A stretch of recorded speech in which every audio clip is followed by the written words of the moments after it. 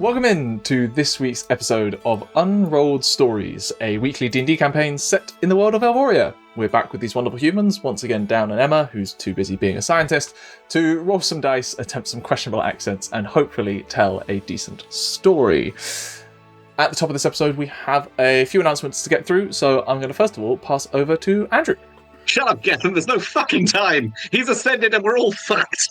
I'm sorry. Douglas Wimpleton Smythe here, adventurer, explorer, and professional hero, to tell you that we are all royally fucked because Vecna is coming. In the new book by Runic Press, Vecna's Book of Vile Darkness, Vecna Ascended. We have to get ready, because the book launches in early October on the DM's Guild, and it's got a whole bunch of brand new content expanding on the horrors already laid out in last year's gold bestseller.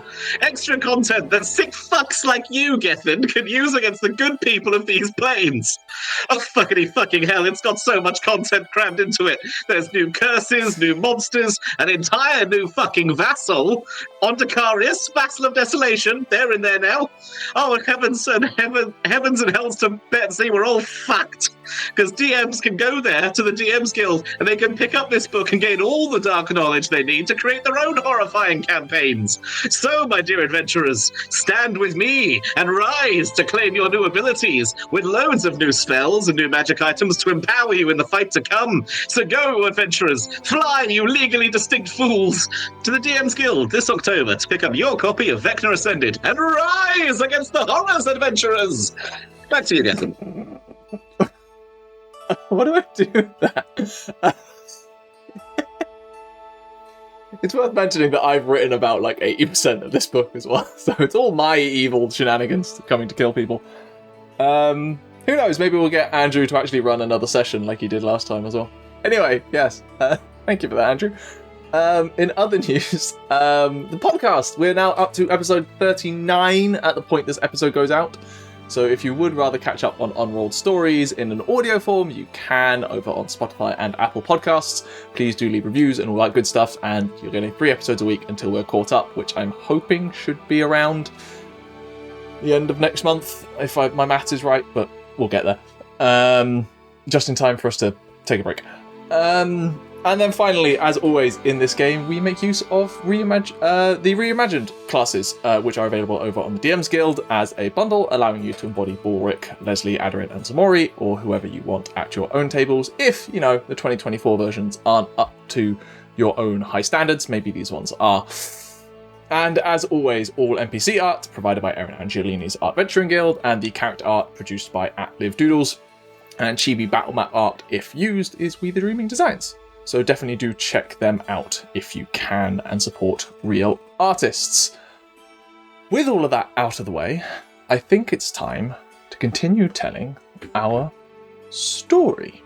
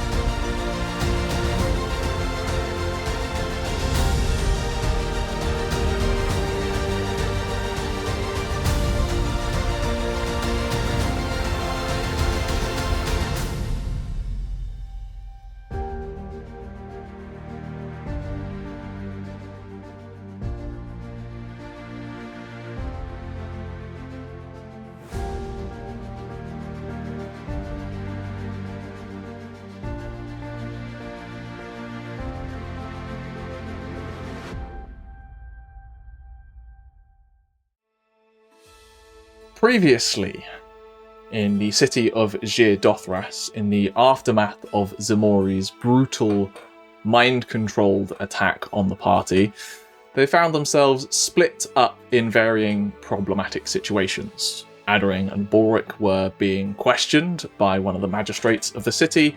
Ximori was the prime suspect and manacled in jail. Lesley and Tauri were unconscious and recovering in the hospital, and Togrim, unfortunately, had deceased. A few interrogations happened here and there, trying to figure out what exactly had gone on and who was the actual culprit and needed being put away for what crime as well. But most interestingly amongst all of it, there was an offer from Glide over the Midnight Mist put on the table to Aderyn and Balrick. A twofold offer. In return for delivering a package for him, he'd ensure that Balrick and Aderyn's names remained off the record of this event, ensuring that no criminal persecution now or down the line could possibly come to them and avoid any other prying eyes who might be looking out for foreigners causing trouble. And for the grander challenge of ensuring Ximori's innocence in the whole deal, they could either do some work for him right now, or owe him a favour in the future. The two of them chose to owe him a favour, which I'm sure at one point in their lives they won't come to regret. Deal with the devil shaken on. A black dragonborn was arrested in due order, and Ximori was released by the Scale Guard, with a warning to, keep his head down and stay out of trouble. Sorry. And the next day, you all collected your goods from the Worm's Seal. Ximori meditated in the Cathedral Plaza, and we now pick up there in the mid-morning as the mist from the previous night lingers around the city, with the majority of you departing the Worm's Seal, Riley the cat hopping off the back of Derek as you walk out through the door. Streets outside are busy and still draped in the mist of last night's rain. As I said, it's late morning at this point, but the cloud cover doesn't really give you much idea to that. The city is swiftly back to its bustling chaos after the relative peace of Tianlong. Wagons are laden up and heading out of the Lunar Gates to the west, and tall ships are beginning to move out into the harbour to begin their own journeys.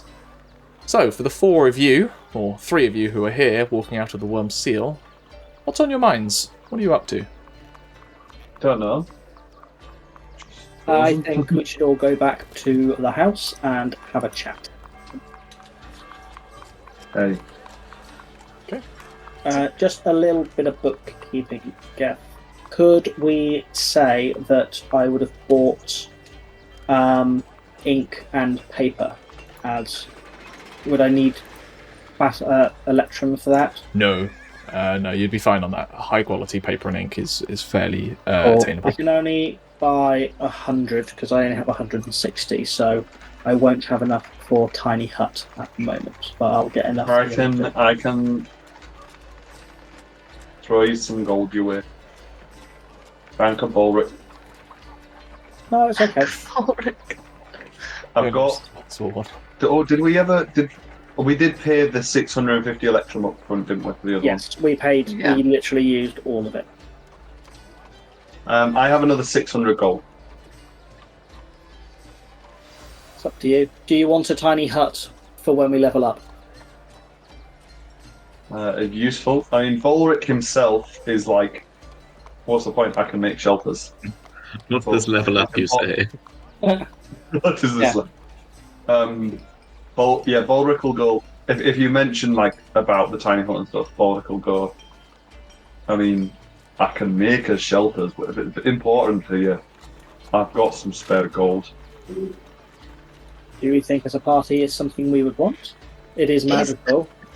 Does the tiny hut come with cushions and blankets and an actual indoor area that's not just a few branches tied together? No offense, Balrick.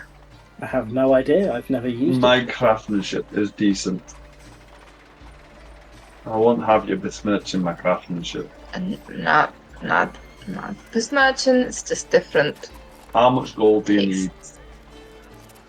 Depends on how much. I need 150 and I have 60.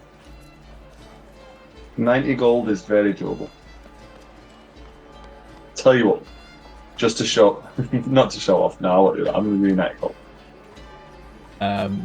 Marina is happy to give you that on your way out of the shop. She's got stacks of that to hand over to you. Just for my debt notebook, how much money does Tauri owe me total? Or was that it? I think it will be about 400. Don't worry, Balrick is an interest-free bank. I'll put 400 down then. He's not interested in you. Interesting. Because she could afford for most of. She could afford for the 2 level 1s and most of the. Well, about half of the level 3. I lied, by the way. I had 670 gold, but I also remembered I have 20 platinum.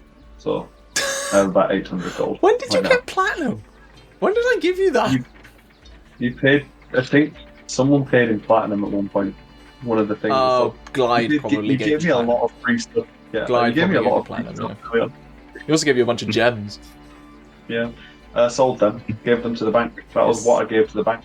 Yes. What I have got, and I've got to get rid of somehow, is I've got a bunch of jewellery from the mansion. From the gambling. Oh, yeah. Yes. I've got like 130 gold in rings and anklets. Well, that's you to figure out with what you do. As you're leaving the Worm Seal and beginning to trek your way across the city once again, Derek just looks up to you, Balrick, and just says, "New dragon friend." New dragon friend? Friendly dragon. Where?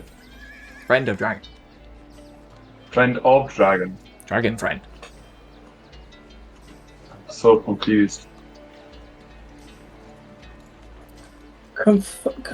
Confirm that I do not understand what he says, or was it a mental link? No. He doesn't speak mentally. We established he doesn't speak mentally. I think it's like but he is archaic. speaking Draconic. It's archaic.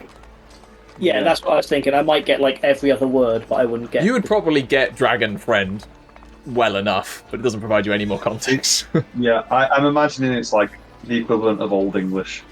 Yes.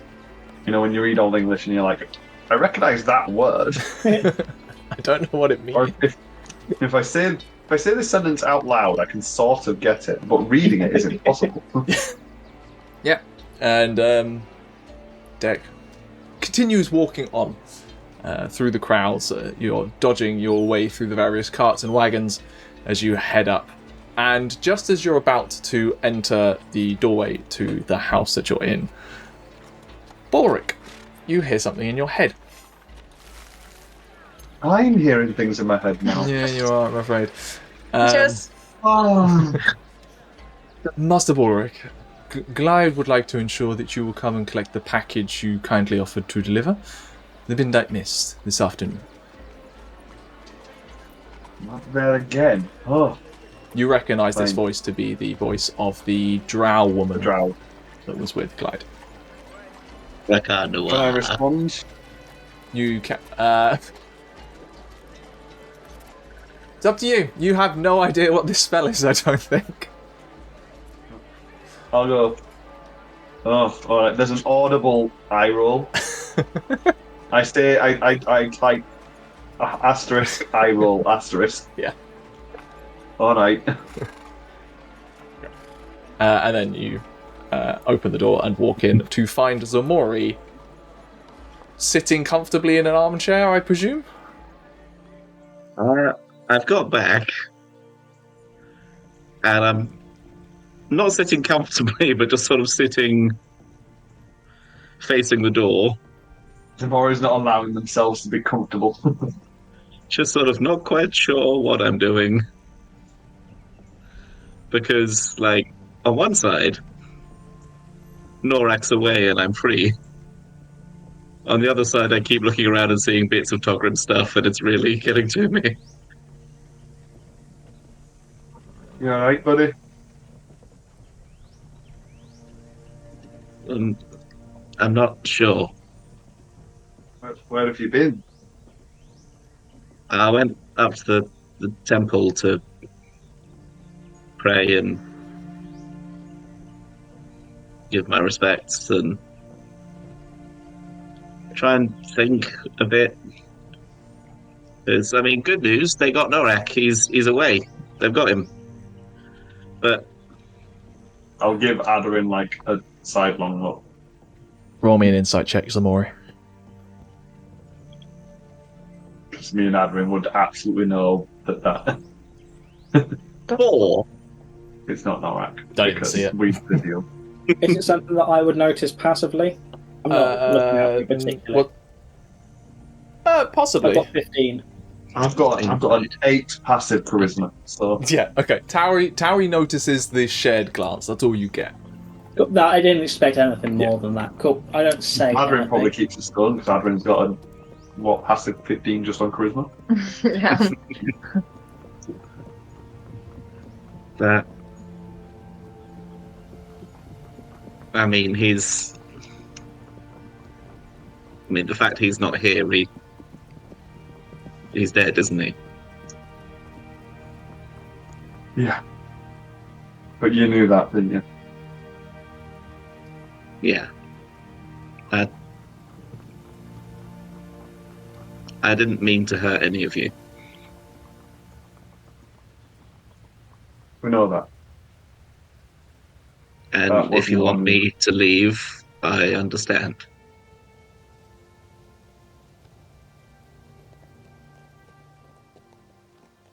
It wouldn't make a lot of sense for me to ask you to leave when I myself could lose control.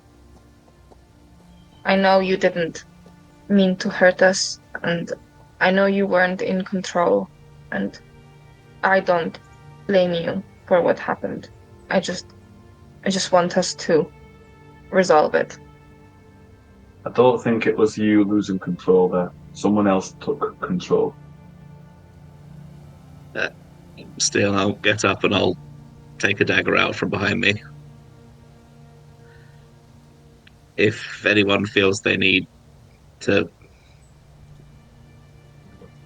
let it out, I'll just sort of hold the dagger out towards anyone. I won't stop you. I walk up and I flick him right between the eyes. Ow. Shut up. You know full well none of us are that callous. You have a problem. As a group, we are going to fix the fucking problem so it doesn't happen again. We are also going to try and work out what we can do for Togrim. What do you mean they're dead? We said last time that Tauri knew that there are high-level magics that could bring someone back, I think. I know someone rolled for it. I can't remember who. Yeah, We can I say it's think- Tauri. Tauri makes the most One sense. of you was having an argument with Lesley about it, so it's probably Tauri. Yeah. Yes, Lesley, having spoken to Emma ahead of this session, Lesley is in denial. I'm not going to try and roleplay Lesley because I don't know how exactly it come out. They just go Leslie's- upstairs to bed. Lesley is in. Not been drinking. Yeah, Lesley is in denial about Togrim being dead. And at the same time, the idea of resurrection terrifies him. So if it's framed as... I think maybe Aderyn might know this, having travelled with them. If it's framed more as healing Togrim, might do better for Lesley. We've got to white lie. Togrim's just very, very... We've got to treat Lesley like a child. Yes. Yeah. Togrim's He's very, just very very, ill. very And he's sleepy. gone to, Yes. Togrim's gone to a farm upstate. God. No! It's gone to the big college in the sky. Sorry, anyway. There are ways that death is just sleep for some. Wow, that's a horrifying thought. I've only heard tales, and I don't know how, but I know that it is something that the church knows of. Okay, that's... Huh. I mean, good to know that people won't just be popping back up alive again, because I've got a lot of people that I want to see again. So it might be something it might be worth us having a discussion with the church, especially if we can pull on their heartstrings with our friendly neighborhood four legs. Spider-Man. And I look at their... Yeah. If we can frame it as Toglin was a defender of Dirk. Exactly. It may be that we need to help them with something, or show something, or do something, but it is an option that... We need to, whatever we do, we need to move quick, because we need to get to...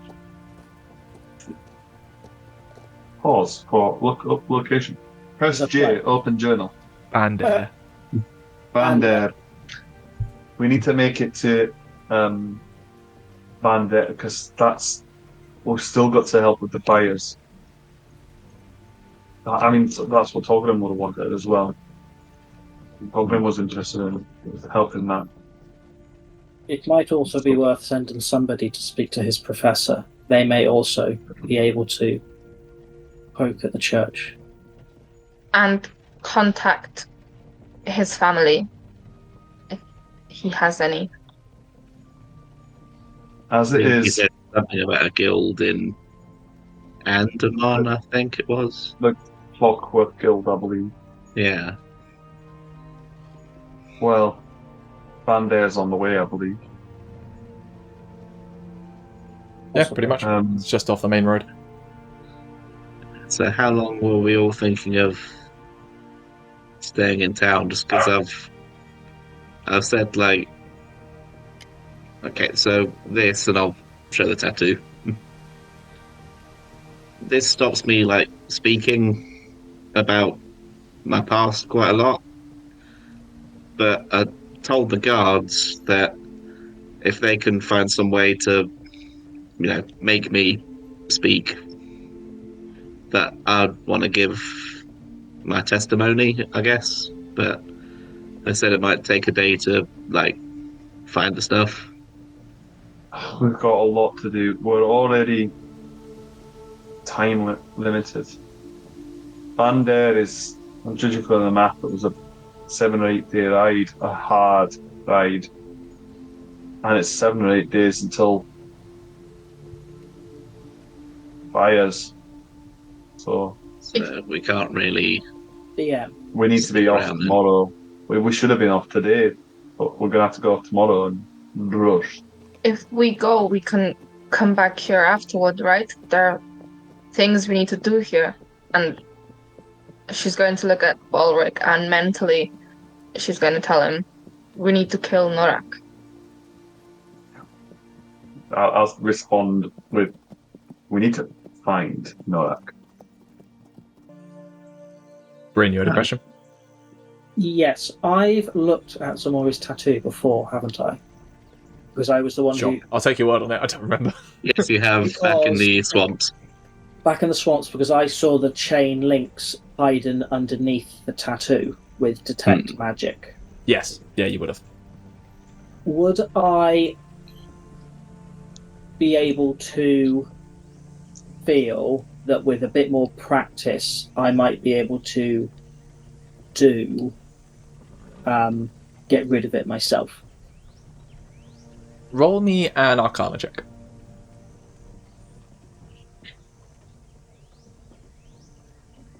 Arcana.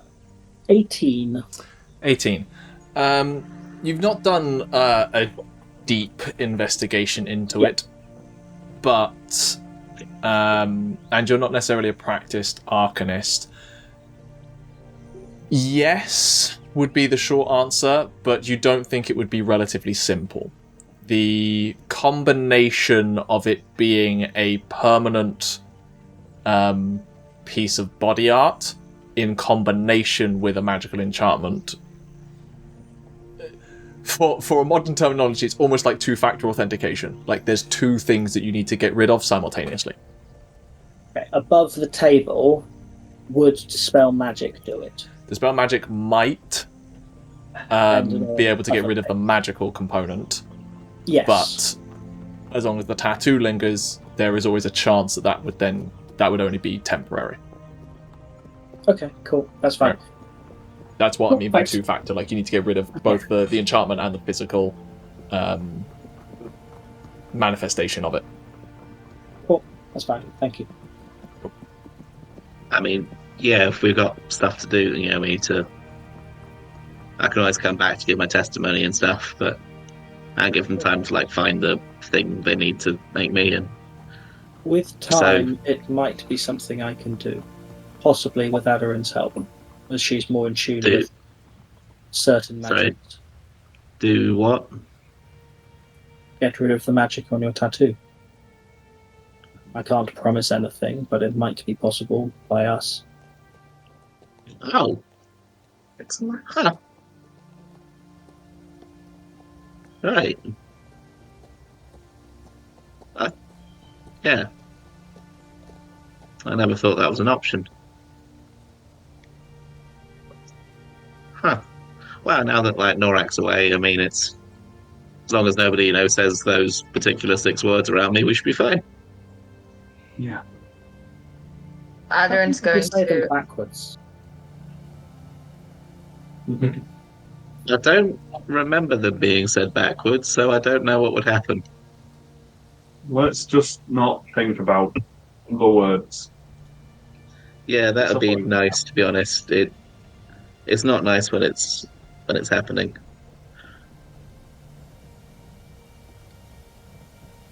We've got Aderyn here. She can always help try and break through. But you've gotten better at controlling it on your own, so I'm not worried about you. It only works if you hear the words, right? I think so.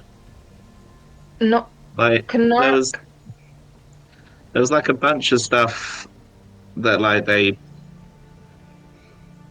and I think Aderyn, being who Aderyn is, will see a sort of tightening of the skin around my neck briefly. Yeah, a lot of things went into it. Can Norak speak into your mind, or can he only use words out loud? I think it has to be words out loud to trigger that attack state, but there was other times where you just sort of be around and then I'd go a bit glassy eye. I'd just wouldn't feel like myself. Then perhaps for safety we should, until we are able to break whatever magic binds you, we can cover your ears or something so that you can't hear. Well, yeah. I'll look around, look down at my quite fancy shirt. Not right now. I just immediately rip the bottom, just a strip off. I'll pour it later. She's Right not round like my that. She doesn't mean right now. She doesn't mean right now. I do mean right now. Right? What? Really? We don't What? know that it's 100% safe. We can't have What? Ximori be deaf for ages now. They're not deaf. And I'm gonna say in Ximori's mind, you can hear me, right? I mean, I can hear it in there. There we go. I can't speak into Ximori's head. You What? can tell me and I can tell Ximori. What's he saying? To keep it in. To keep it in. Keep it in. Got it. Don't let it show. What? And I'm gonna turn to Tauri, because I don't know if she knows. You can see And it there here. I'm gonna silently tell her Norak is still out there. Oh, of course. I suspected there was something. I'm saying in my head. Right. Plan for the rest of our time. We need to figure out what's happening with Togrin. Where he goes, who takes care of him. Togrin was a of Man of Faith, right? The church then. And then you can ask about whatever magics it is that they've got. So weird that they won't allow you to do like parlor tricks or Aderyn to like make a couple of spikes, but they'll bring people back from the. Oh. I've heard it is possible, but I do not know who or how. Well, we've gotten in with a fairly high-ranking member, don't we? So either way, at the very least, they can give Togrim some decent last rites. Afterwards, we need to get supplies, and I want to pop into the city hall briefly. I think we're fairly stocked up. We haven't used any. I don't know how Yeah. low we got from the get in here. Well, I've got 47 days of rations, Okay. so I've got. My brain doesn't remember No. why you have that many, but I also distinctly remember you having a ludicrous amount of rations. So. I had a ludicrous one. I think, to be fair, I have got them for the Ox and Deck as well. So, What's the Dave. Dave. Dave. Dave? Not Dave. Dave. Dave. Dave. Dave. Dave. Dave. Dave and Dirk. We need to get another animal companion. D-A-I-B-H. We need to get Balrick another just endless animal companions, and they're all gonna have D's. Hey, it's like our They dogs just all all over got again. to have like normal names, but in Gaelic. Okay. Steve. So you head off to, I'm assuming, the Temple of Saint Astragine. Big one, yes. There's like 7 temples in this place. We Yeah, go there's to only the one main big one. with the big hat. Yes. Made out of beautiful jade, because it was, or very large greenstone, as I believe it was. Made out of jade. It's not made out of jade. Jade is Because expensive. jade's Like expensive. green Also, marble. not that strong. It's actually built from black marble. Black marble, that But was it's it. decorated with then pale jade over the top. Yeah. I was to say black marble, but I felt like last time I said black marble, you took the piss out of me for it. So There's black marble. Just not a superhero. You arrive at the temple, and as you're arriving, you can see that they're seemingly preparing for something. There's a number of people out sweeping the steps, and there's banners being hung in the plaza. Specifically, from looking at the banner, it is of the kind of storm grey blue that Tauri and Ximori you would recognise to be the colour of the storm crests, the militant element of the Empire. By your probable, reasonable assumption, you assume that there is some sort of gathering of Stormcrests going to be happening here relatively soon, at least some point today. As you head up the steps and into the temple with its open doors, there's a number of other people milling about, a few people getting in additional prayers, even though Tianlong has ended, and numerous members of the clergy itself. And as you walk in, you see coming out of a side door, Cyric in his black robes, close-cropped black hair. And he just sees you walk over and just immediately just heads straight into your direction, Aderyn. Just like, yes, well, I've actually been meaning to come find you. I continue to do research. Something's up. Everything okay? what's he saying? Our friend died. I'm going to say that to Ximori's head as well.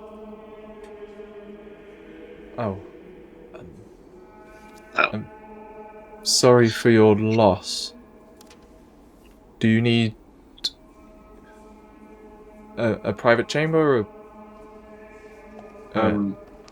He was a man of faith, and we wanted to know. A lot of us are foreigners, so we wanted to know what the process is. Right. Come with me. Let's find you a quiet space to discuss things. And he leads you back into the room where he'd just come from, where you can see a number of kind of tomes and pieces of parchment. It's very Gandalf and Minas Tirith in here. But well lit. Please do take a seat. Do you want anything to drink first? Well,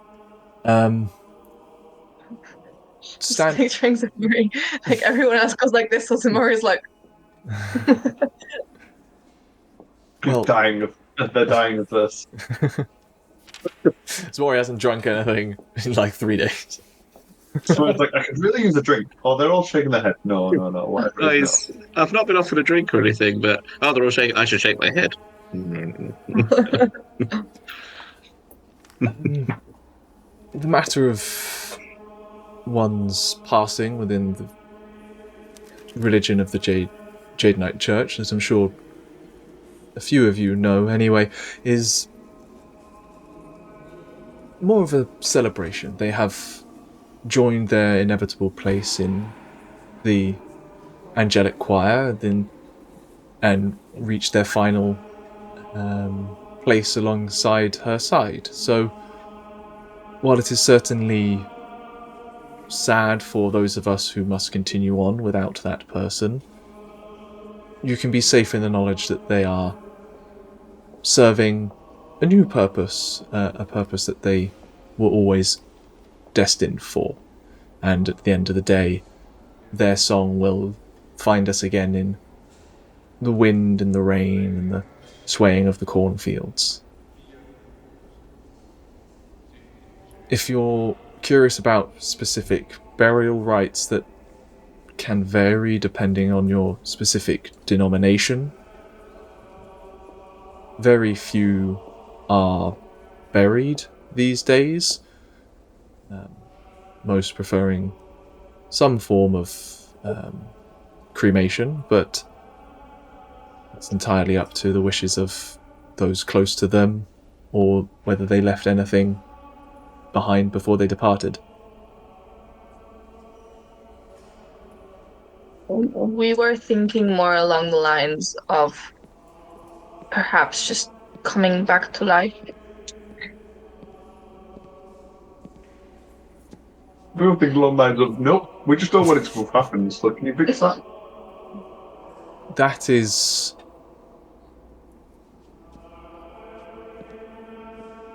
a bespoke request, certainly. That is not something usually handed to everyday people and reserved for heroes whose time was too soon and deemed that perhaps their purpose is not yet finished upon this material plane. We understand. It's just there. Died in defense of the dragon. Yeah, Derek has been Dirk would have very sad. not been alive now if it wasn't for Togrin. Roll me a persuasion check, Aderyn, with advantage from the various helps.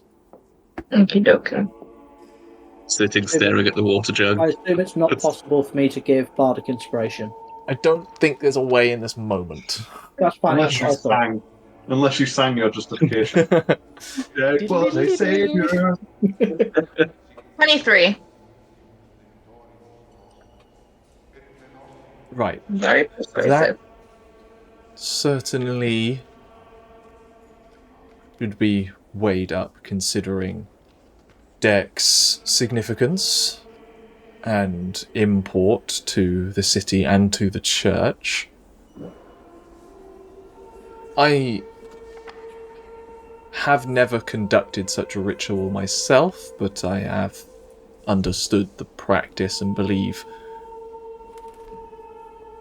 if willed, I can channel her grace through me to bring someone back to the realm of the living.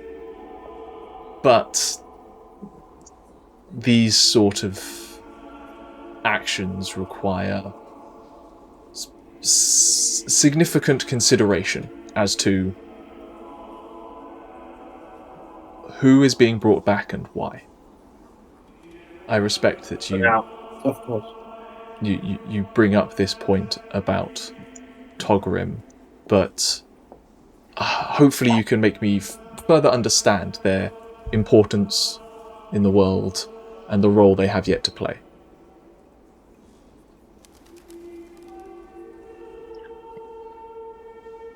Did we know about how interested and shocked the professor was at Pebble? Well, you would have been there, wouldn't you, Balrick?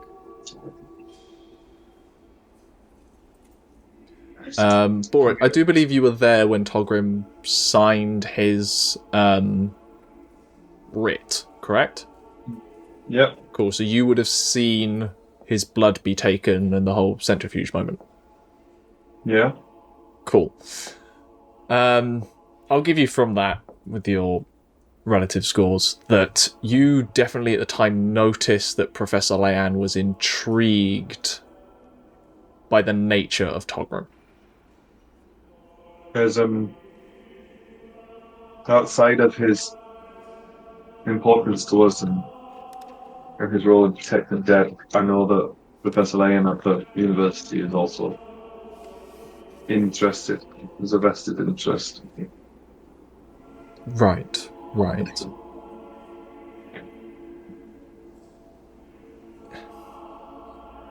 understand that.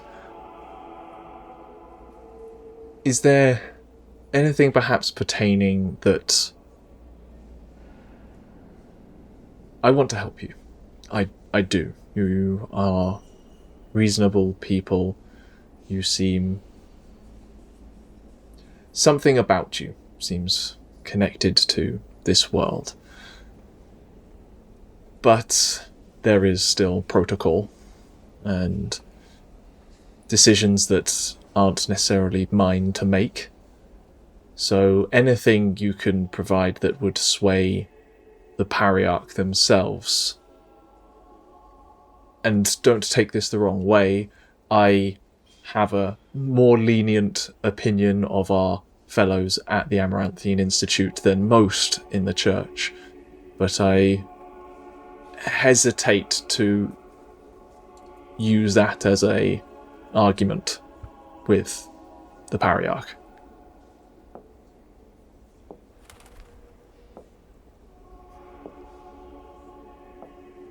So we just need proof that Togrim would be a good contribution to the world where he's still alive.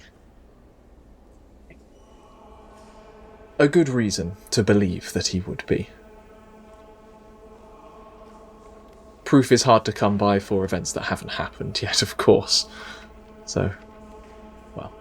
And you see him briefly, glance around at the various bits of, paperwork and stuff that he has out, considering the last time you left him was about prophecies and everything. Okay. Is there a time limit to when it is too late for him to be brought back? Could we at least have some sort of preservation for him?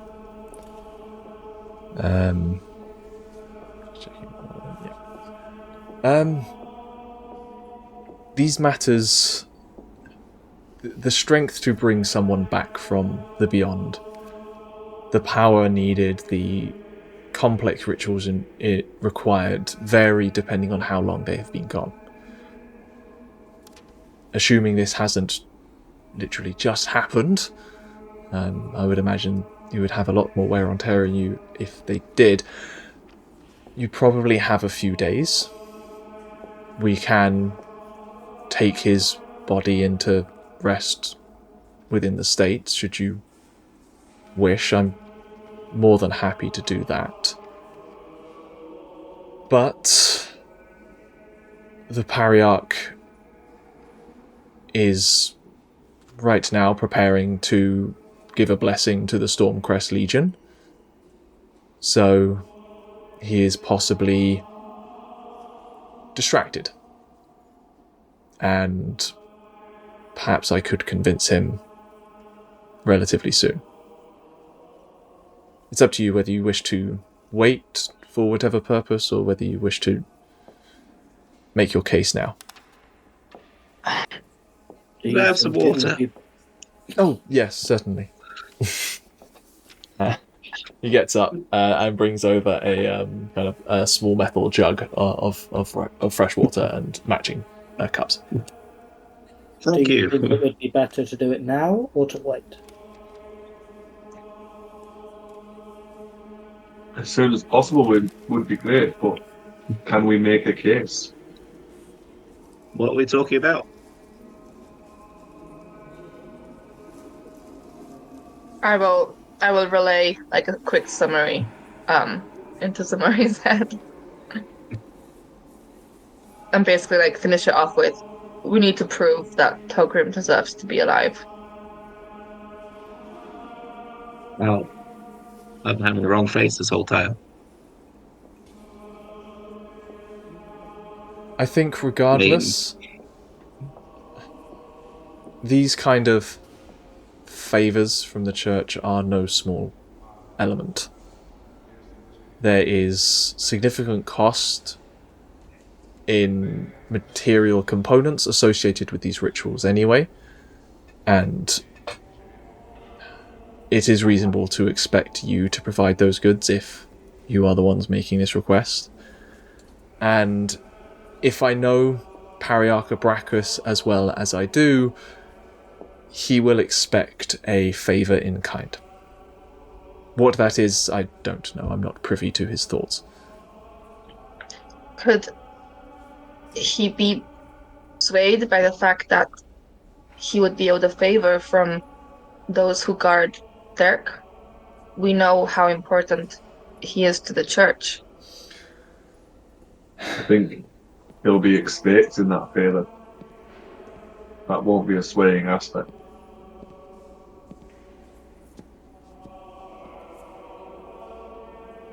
I believe it is the fact that we are protecting him that will get us the audience.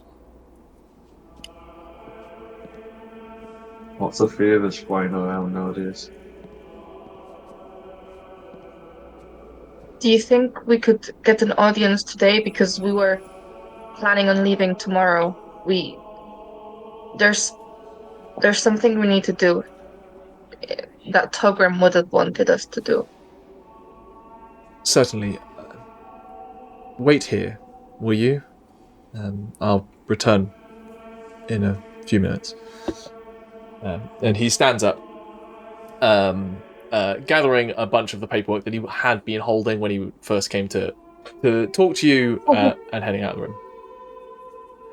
room. You are left there in this room by yourselves for a short period if there's anything you wish to talk about. I need to keep this on all the time. I mean, we're in the church, so like I should be all right to take it off here, right? Oh, I suppose so. What? Just keep it on hand, but yes, I suppose so. Okay. I don't think... Oh, I'm not gonna. It's really quiet in there otherwise.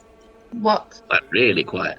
I just don't want Ximori to be... This is an awkward way of communicating with Ximori. We need a better solution. It's just while we're in the city.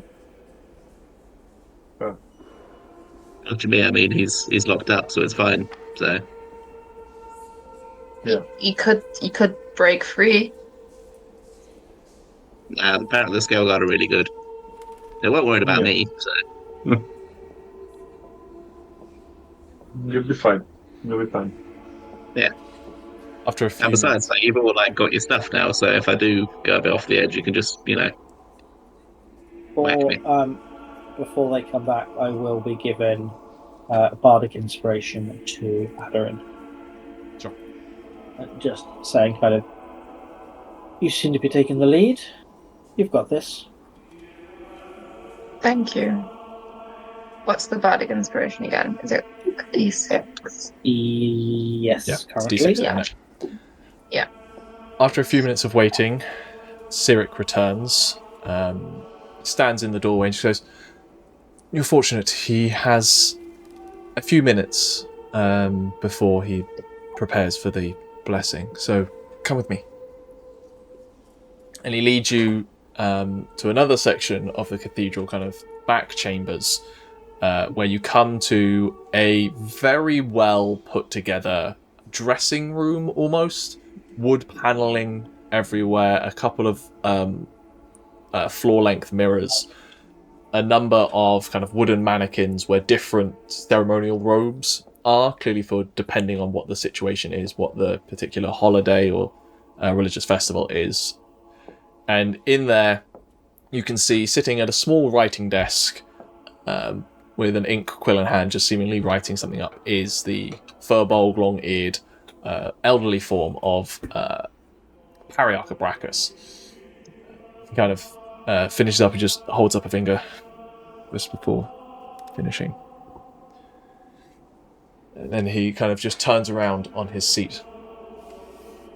Cyric came to me saying you had a request to ask of me.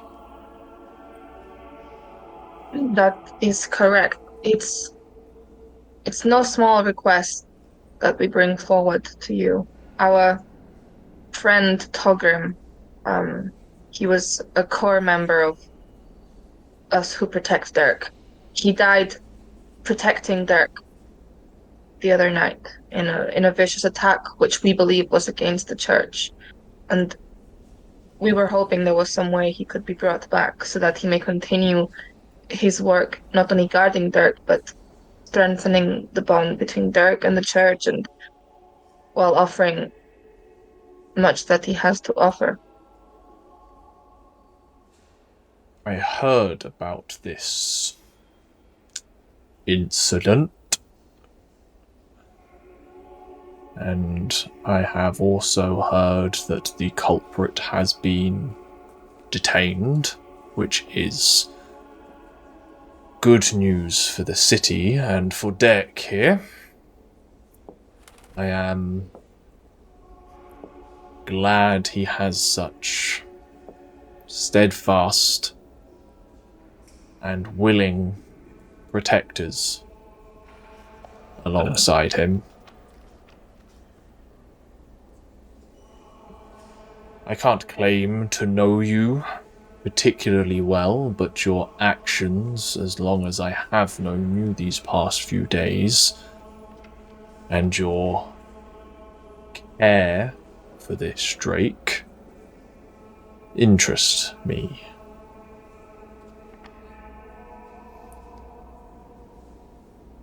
Should I listen to this request, what about this Togrim benefits Dirk, the people, this empire, upon his return? As I have said, Togrim is a fierce protector of Dirk, but it goes beyond that. Togrim always led us in a willingness to connect Dirk to the people. The rest of us are perhaps a bit more, not scared, but reluctant to have Dirk be such an important symbol. And Togrim, he's always thought like one of the people. He always sees and understands what everyday folk need. Roll me a persuasion check. You have inspiration. Okay. That's a nat 20. Let's fucking go. Do you want to add the inspiration, see how high you can stack it? Sure. Just remember, No. it only lasts 10 minutes right now. What's the total? The reroll. Yeah. No, inspiration and No. Bardic, you said. Yeah. You said and Bardic. The Sarah, you didn't mean reroll it. I know. Oh. That's a plus of 5, so it would be 26 plus 5, 20. 31. 31. That is a 30. I think that's the campaign's first above 30 roll. Yeah, quite possibly. Ariarch looks you Abracus looks you up and down. You make an excellent case for your friend and for what you can achieve alongside this figure of hope.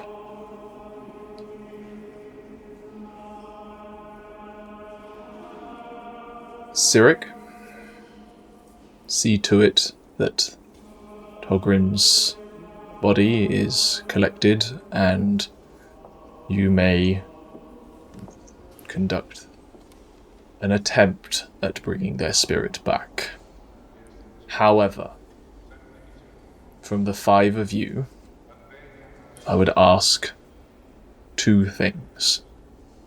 In repayment for this favor, and regardless of how the ritual goes, in honor and memory of Togrim's ideals.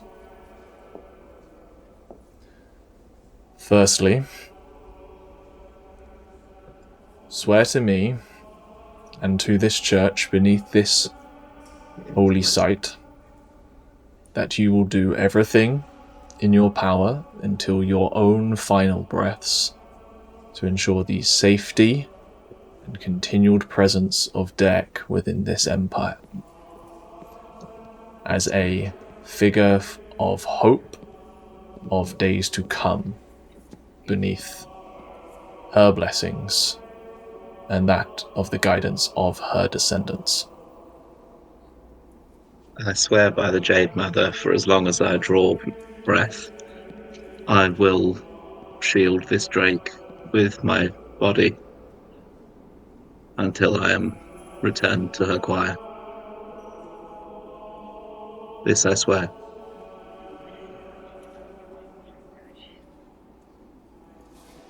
I too swear to protect Derek and to ensure Derek remains a symbol of hope and good things to come within this empire.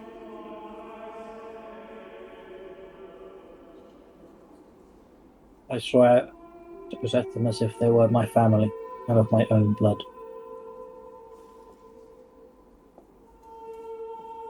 I am bound to this drake.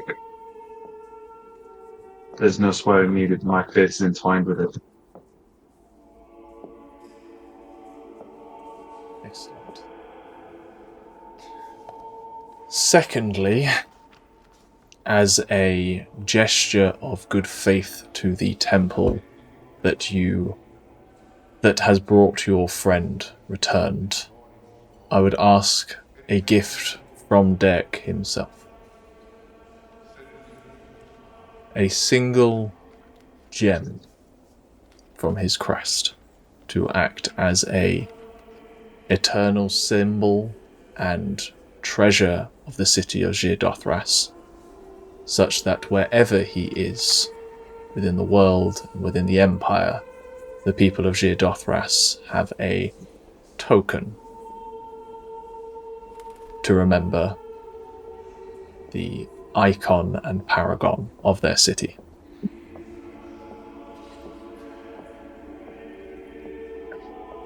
I'm just going to turn to Balrick and wait. I'll turn to Dek and try and communicate the idea to Dek.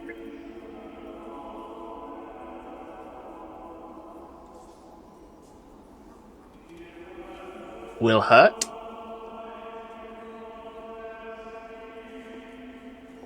I'll try my best not for long, if so. Trust. For small one. For small one. I'll try and knife in and try and. There's a shudder of discomfort from Dek and a inhale of breath as you do it, but it does kind of work its way free, and you have a crystal scale gem in your hand. No. That is flank, really. Soften and Morgan. Abracus turns around with a kind of a soft pillow, essentially, which religious artifacts would be placed on, and place it down before placing it on a reverent place. Very well. The Jade Dragoness thanks you for your protection of her child, and for the continued hope that you and he is bringing to the people. Now, I have another event to prepare for, so if you do not mind, please, Cyric, take them and ensure the ritual is completed. Thank you. This Pariok begins to awkwardly bow my way out the room while doing the religious iconography. And Cyric begins to lead you out.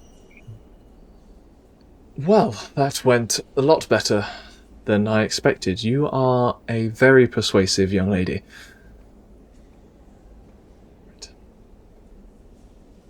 We have some time, but you wanted to do this today. I suggest you go acquire Togrim and acquire the components that will be required. I know someone who can provide them, but I hope you can afford them.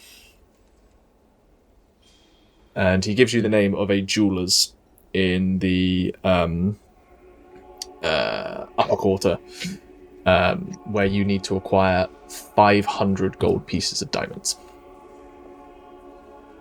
Or specifically a diamond worth 500 gold pieces, but we don't need to roleplay that, it's just whether you have the funds to achieve it. I have just shy of 800. I'll go and collect Togrim if that's okay. I feel it's...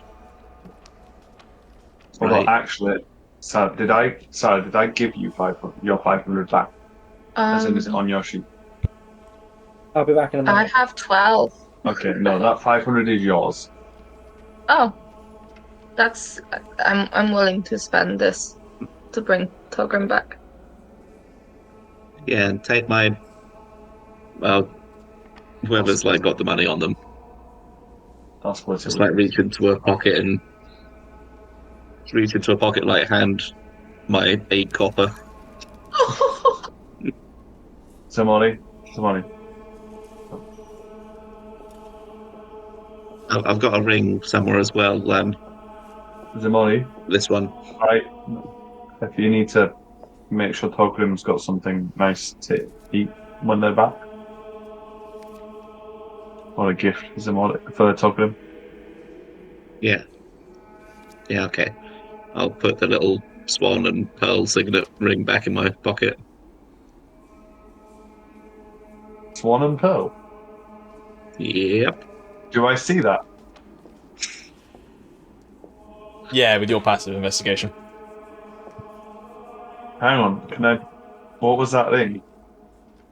I found it when we were in the sewer in the tentacly thing's nest. I was keeping it for a special occasion, I guess. So, can I have a look at that?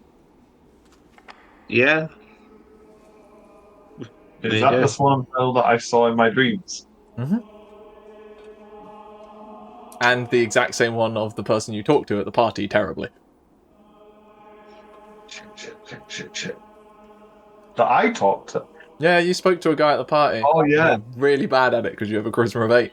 You dragged him away and we're like, hey, I have a charisma of 6, thank you very much. If you're going to insult me, do it right. Party, terrible things are going to happen to you. For the sake of brevity, everything is collected. Togrim's body, the diamonds, and you return to a quiet chamber where the acoustics within this chamber intentionally quiet out the outside. Most of the temple lets in the noise of the city in harmonics. This chamber is deliberately kind of soundproofed just to make sure that complete focus is in here. On a small stone bier, you see the colourless, heavily damaged body of Togrim. For some of you, this is the first time you've seen the extent of damage done to him. with 3 large raking claw marks and an entire eye missing now. The other side of his face completely smashed in, the bone structure collapsed. You can see his jaw is broken in, the teeth are gone. All of the blood has been cleaned off him, and he is wearing a simple white, kind of cloud-coloured robe. And you can see Cyric putting kind of everything together. Well, if you are all ready for this ritual requires an intense calling of the spirit back to the material plane, and there are many that don't wish to return. Some find their peace within the choir, others long to return and continue living. From what I've read and studied, those close to the individual stand a better chance of bringing them back by calling to them, asking for them to return, sharing moments that remind them of life being worth living. So, as I begin to conduct the ritual, if any of you wish to attempt to contribute to this ritual in any capacity, in an effort to try and bring him back, it will likely aid the likelihood of him coming. Are you ready for this? Perhaps you should help Balrick. I know him about as well as you do, but I'll try and contribute. So, Should I wait outside, or what if I make it worse? Ximori, this is your chance to see your truth. I apologise and explain. I think that might help. Okay. Ask for a chance of redemption. various elements are pulled out, a number of small wind chimes, brass cymbals, incense, and other components. As the ritual begins, faint tinkling noises begin to fill the room as the instruments begin to almost play themselves as divine magic enters this chamber. So, above table, anyone who would like to do anything, talk to Togrim, commit an action, whatever, feel free to roleplay it out. You will roll a skill check, and on a success, you will help the final roll to bring Togrim back. On a failure, you'll have a minor penalty to bringing Togrim back. The mechanics of this are lifted. We've run this before ourselves, but lifted from Critical Role. Starts as a DC 10. Because Togrim has not been resurrected before, stays at 10. If you're successful, that DC is lowered by 3. If you fail, it's increased by 1. And then it is a D20 roll to determine whether he returns.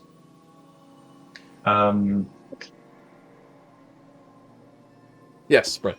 Am I able to give inspiration out to help with this? You are indeed. Cool. I've got an idea for what Tauri can do. I have no idea what we'll do, and I assume this is the resurrection. It is the resurrection ritual, yes. Vincent Togrim to live. Tauri, I believe, is who has the bag of holding. Yes. Correct. With the pieces of pebble. Yes. Before I do that, I'm going to give out inspiration to all 3 of you, which is How many inspiration uses do you have? 4. You get 4? What? Okay, fair enough. So I've used all of them. Mm-hmm. And then I will go into the bag of holding and pull out Pebble's energy core / heartstone. And if Togrim is in front of us, I assume he is, I will put it on his own heart and then clasp his hands around the heartstone. Okay. Make me an Arcana check. Because I can't use it myself.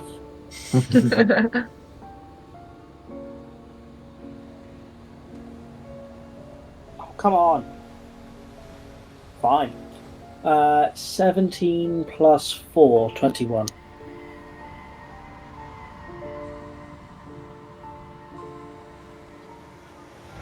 As you place this down, you see it gently pulsing with that self-contained blue light that you had all been accustomed to Pebble seeing, and it begins to rhythmically pulse with the beat of the song that is gently building in this chamber, and you can see that it seems to almost have a steady, or slow but steady heartbeat rate to that beat that is gathering in the chamber. Anyone else? I'll step forward first.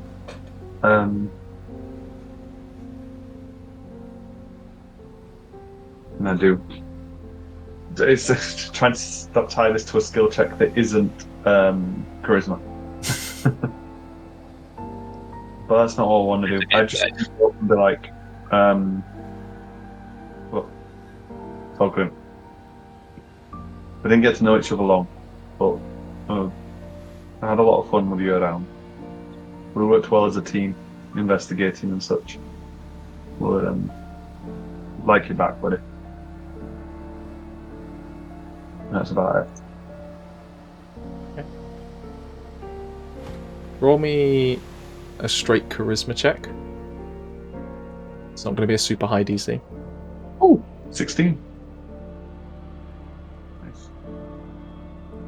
You say these words, and as you say them, is there any other checks? Is there any other checks? Just this, isn't it? I might as well add a bardic. Yeah, if you want. I think everyone does one type Yes. thing. That's why I gave it out to everyone. Yeah, so 17. 17. As you say these words,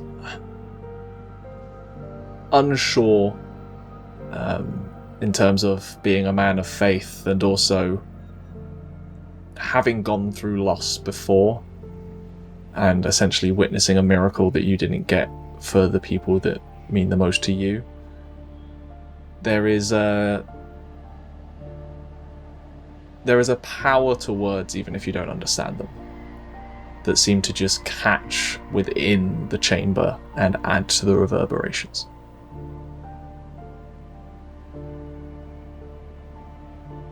I'll step back and I'll gesture for Aderyn. I'll step forward and I'll say, Kaldruin, the world needs more little tinkerers that have a big heart. I know that you enrolled to study magic, and I know I kind of made fun of that, but I think it's admirable that you want to contribute to the world and leave a mark, and well, you still have work to do. And Lesley refuses to believe you're gone, but I knew he'd say that we need you to balance the height average of the group. Yeah, roll me a persuasion check.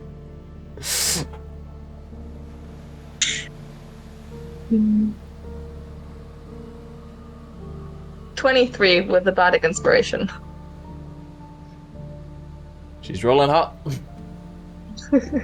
Is Lesley here, or do you reckon Lesley's refused? Lesley has waited outside of the room because he doesn't want to know what's going on. I was wondering if Lesley comes in and just says something about Titanbolt, starts explaining the rules of Titanbolt to me. Yeah, I can imagine just being in denial. Aderyn, you say these words, and there's a soft chuckle from members of the group as you say this, that brings an air of levity to what is an otherwise somber experience, which changes the tone of the song that is building, where previously it was a minor key in that kind of serious tone. Elements of it almost shifts into major and a more pleasant experience as a bond is forged in this moment between you, Kaldruin, and the group, even Lesley outside. And you feel something in your mind just connect on to something else in the room.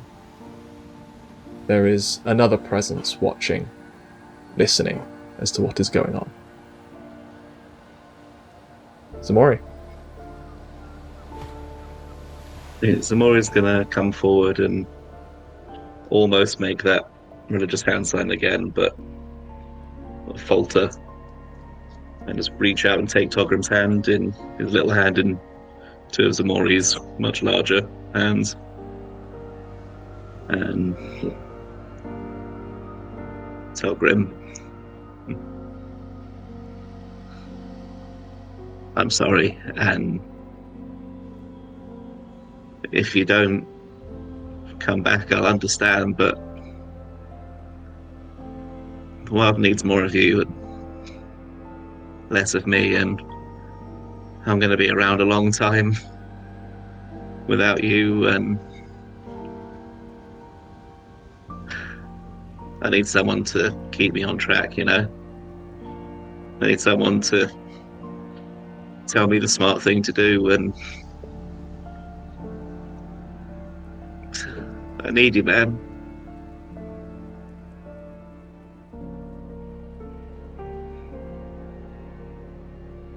Roll me an insight check.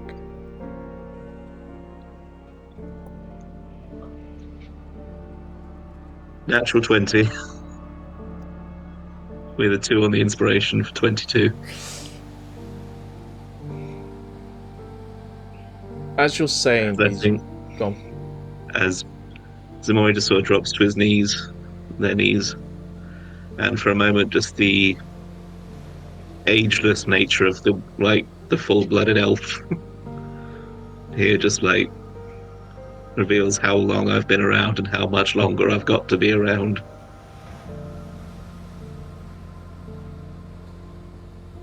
In that moment, you realize within yourself that for a long time you've been running.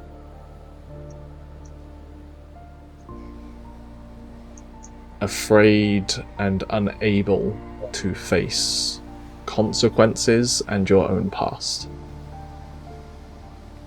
And holding the hand of Togrim in this moment, you are able to, whether you understand it or not, make a promise to yourself that these kind of consequences, these kind of actions, will not lead to the suffering of those that matter anymore. And the entire time you are on these hallowed grounds, you have felt that itch, that pins and needles. And for the faintest short moment as this ritual goes on, that is soothed, as if a gentle lapping wave is washing whatever grates your skin, and you feel something, someone, or whether yourself, provide you a little bit of grace in this moment.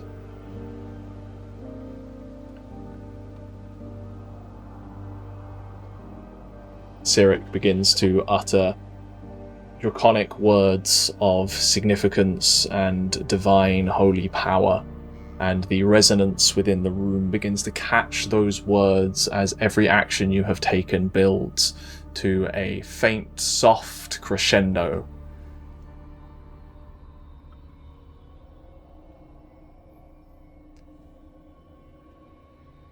And there is silence in the room once more. And as you all wait in that eerie, comfortable silence, with bated breath, you hear the faintest inhale from the little body in the center of the room. And that is where we're going to take a break. Rerun! brought it back! Ooh, that was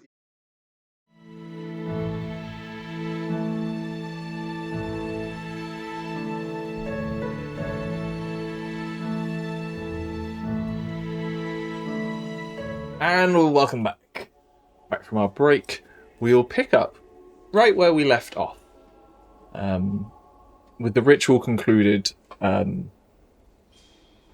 the shallow breathing of Togrim's form giving you all a sense of relief and joy at seeing the little guy back upon this mortal world. Cyric turns to you all, seemingly a little drained himself.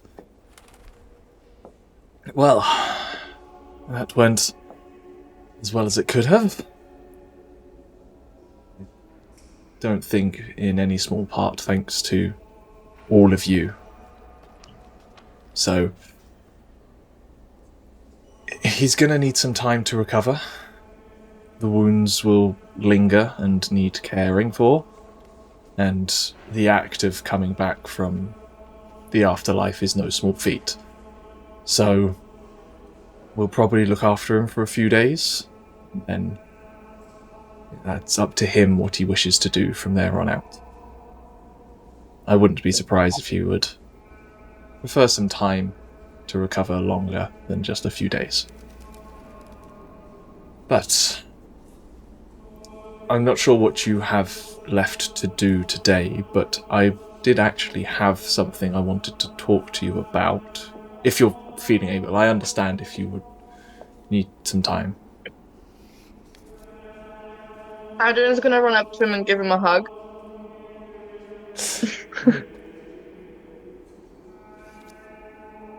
Thank you.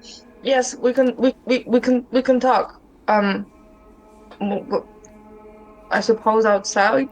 He gives you a gentle pat on the back. Yes, let's go to my study. He leads you away. Jesus Christ.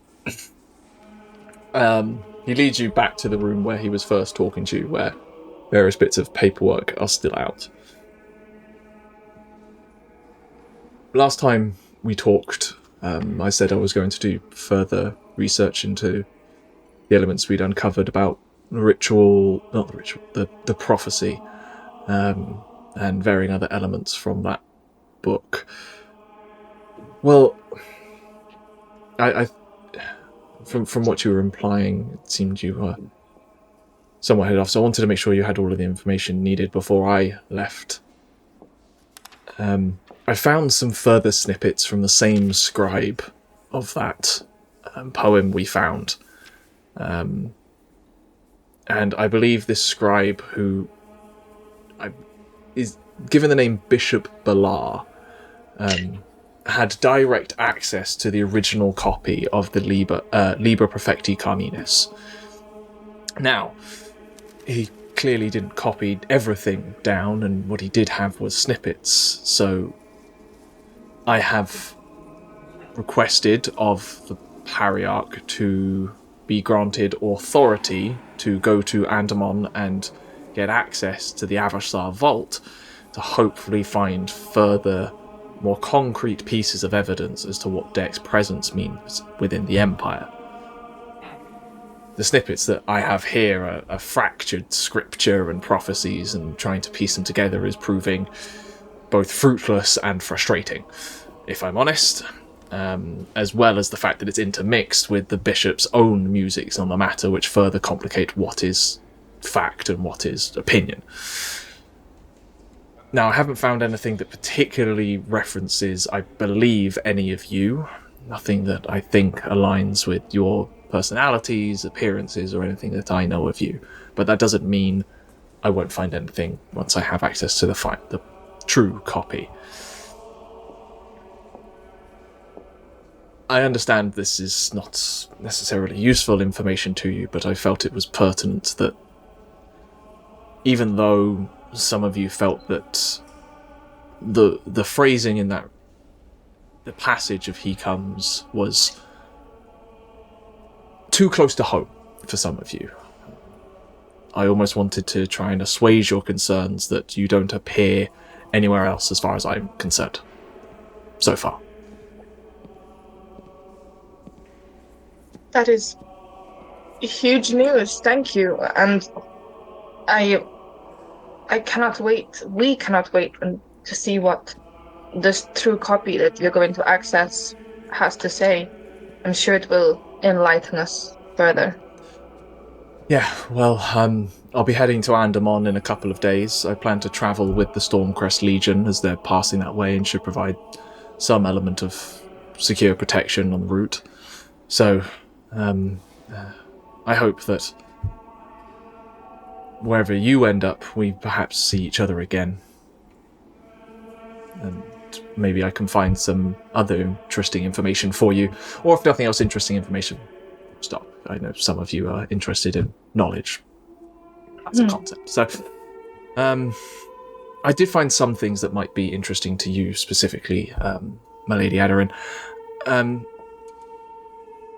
The legends of the Ordo Draconis may be essentially fictitious at this point, but there were some later writings, separate to Bishop Ballar's elements, that speak of them more as wandering knights rather than an order in and of themselves that would appear in places where dragon rumours were heard, and then proceed to showcase that it wasn't a dragon, but instead some great lizard or other terrifying beast that the locals had conflated with dragons. And the other element for you specifically, I came across a record of an amethyst dragon in Girdothrasian history. I believe you said you had particular interest in that specific kind. Yes. It didn't talk of a dragon coming to the city, but of a traveller from the south regaling people about the existence of one such dragon beyond the mountains.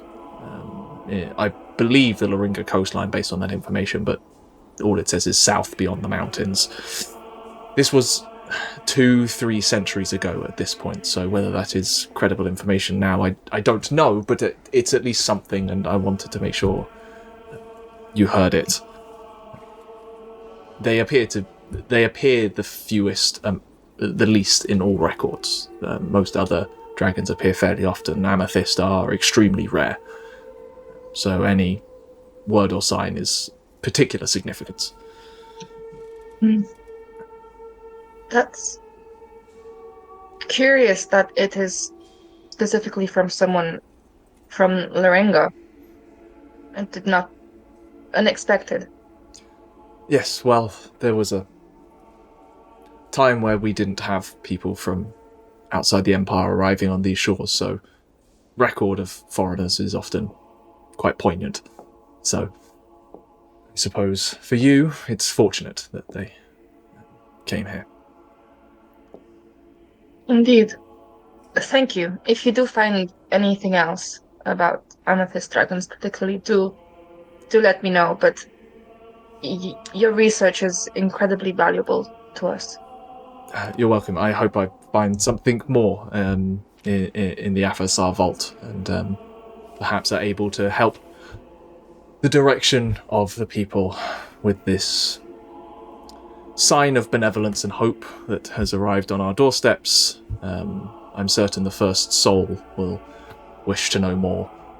So I've got a long journey ahead of me, so I should probably go get prepared. May you be kept safe. Thank you. You too. May she watch over you all. Oh, and one last thing. Personal suggestion. You are all now oath-bound to the Dragoness and the Church to protect Deck. You're probably going to go down in some historical records. I suggest you come up with a reasonable name for everyone, or it's going to get chosen for you. Finally, Gethin goes like, you guys need a name. The firebugs.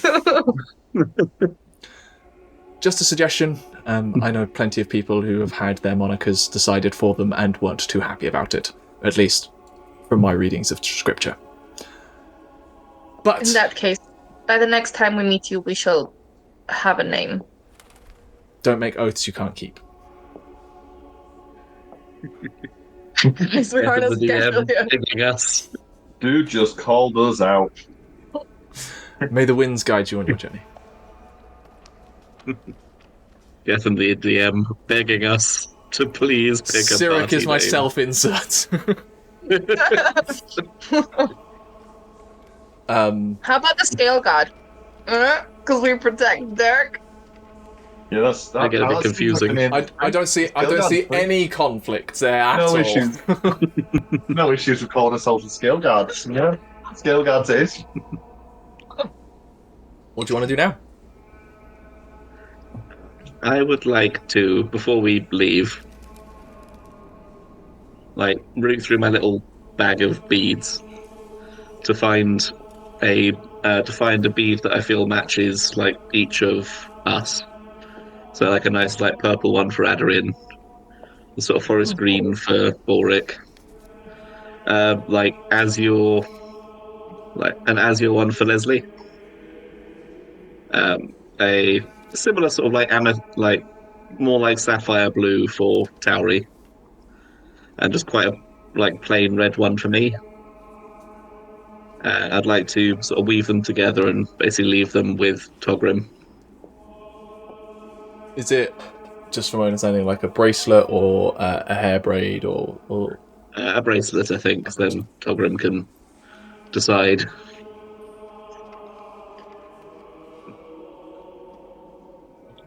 I do use my own hair to make it, but That's perfectly understandable.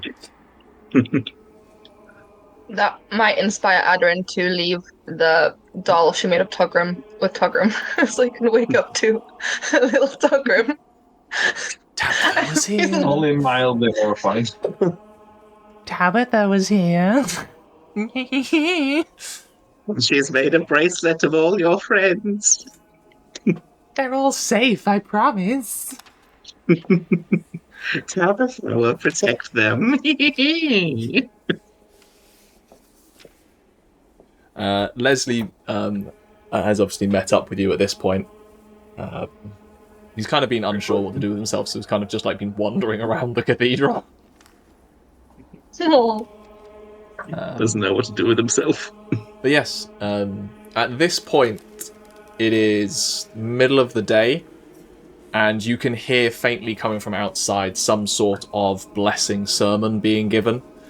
So you are directed to a side door to leave the cathedral, at which point you can see out on the plaza ranks and ranks of armoured legionnaires of the Stormcrests arrayed in the cathedral plaza, with Pariach Brachus delivering a blessing upon them on their journeys to come and whatever they face upon the crusade into Cascadia.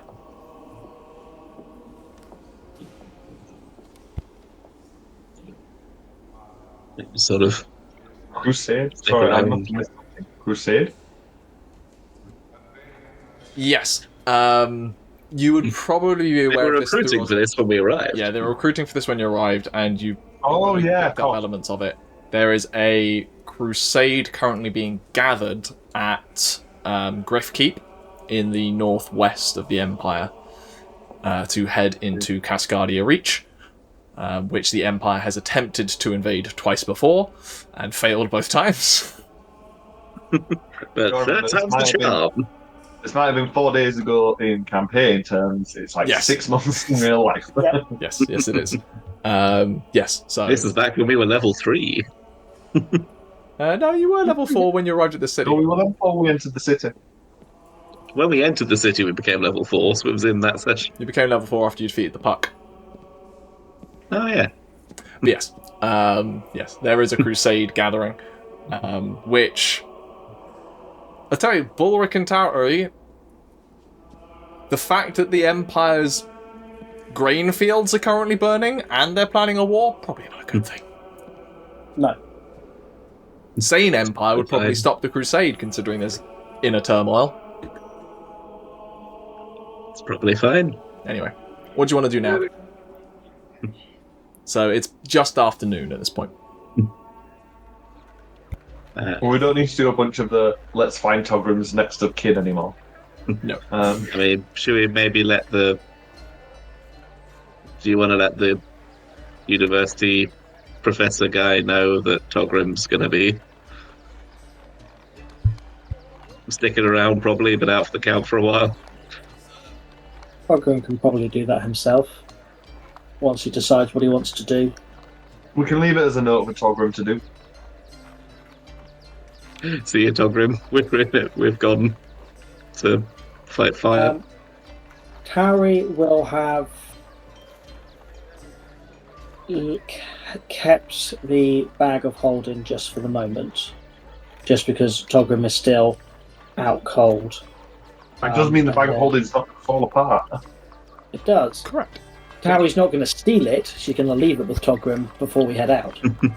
We'll stop off on our way out of this city, maybe. Sort of say leaving goodbye. today, aren't we? But Tauri still wants to go to the city hall or equivalent. Oh, yeah.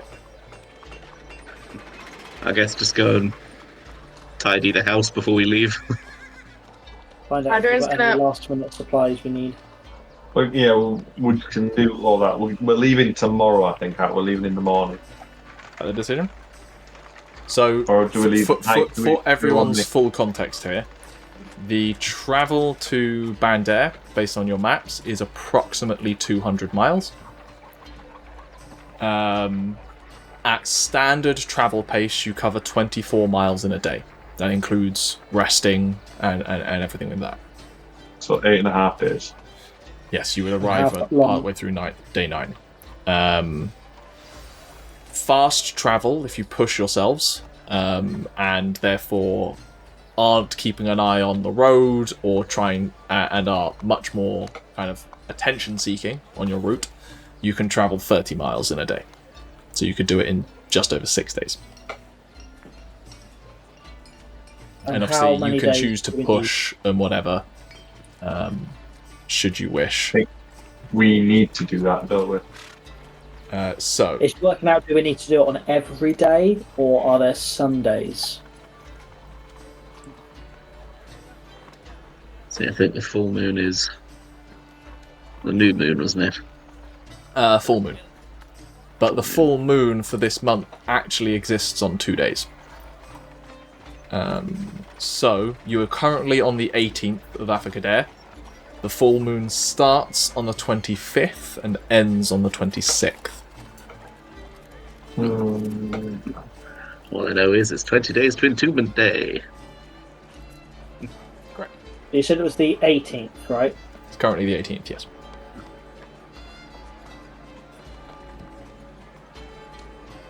So it's 7 days away if we leave tomorrow. To the second day of the full moon. So we have to really leave today, don't we? If you left tomorrow morning, you'd have 1, 2, 3, 4, 5, 6, 21, 22, 7 23, full 24. days would get you to the night of the first full moon. Yes, that's what I meant. Oh, so 7 full days. So if we pushed it hard every day, we would make it in time for that. We'd be early, so we'd have We'd a chance. probably be a bit to definitely- exhausted, but we would be there. You wouldn't be exhausted. Dave might be. But you wouldn't gain exhaustion by travelling fast. You would only start gaining exhaustion if you travelled extra hours in the day and started failing constitution saves. It's up to you. I mean, we'll be doing it without Togrim to bend the cart anymore. Yeah. I can try my Okay. best. I think it makes sense if we can wrap up everything we've got done quickly to head out today. Well, it's Any midday extra time now. we get there. See if we can get everything done in the next few hours. See if we can't get 8 hours on the road before. See, a few hours before nightfall. Aderyn's gonna mentally tell Balrick, I suppose we can kill Narek when we come back. Yeah, I'll respond. Ximori's not in danger while that's it. So Okay, meet well- back at the house in an hour or two. Someone should let Tarquin know that we are leaving and thank him for the house. We need to let I'll him do know that. I don't have much. I don't have much that I can pick up, so I'll go and do that. And, Let him know that Torgrim still might want to stay. Yeah. yeah, yeah. Take Lesley with you. Lesley has good report. Oh yeah. Go on, Lesley. What? Sure, I'll go see Tarquin. Lesley, you sound so erudite. Yeah, I know. Seldom. The Tarquin voice was coming.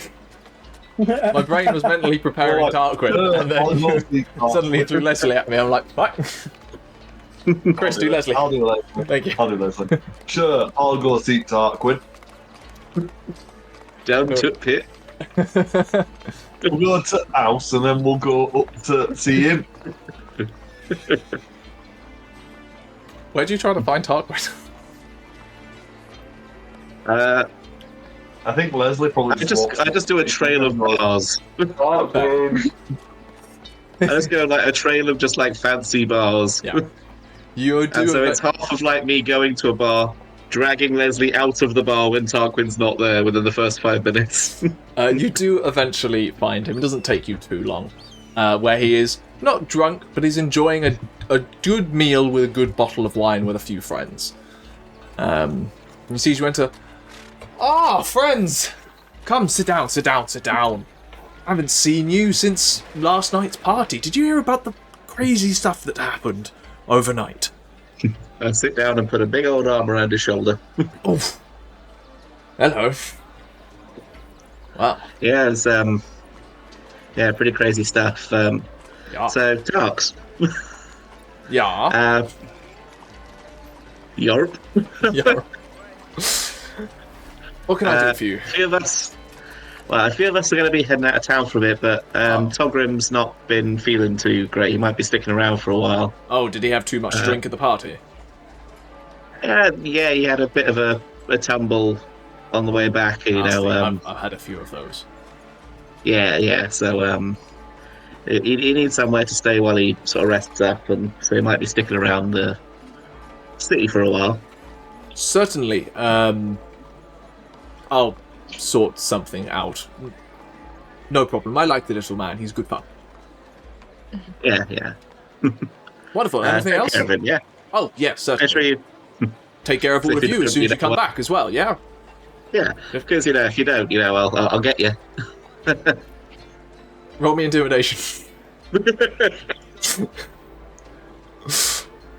Natural 20 for a total, because I have proficiency in intimidation of 26. Yeah, I certainly. Nothing bad will happen to him. I'll make sure that he's perfectly fine.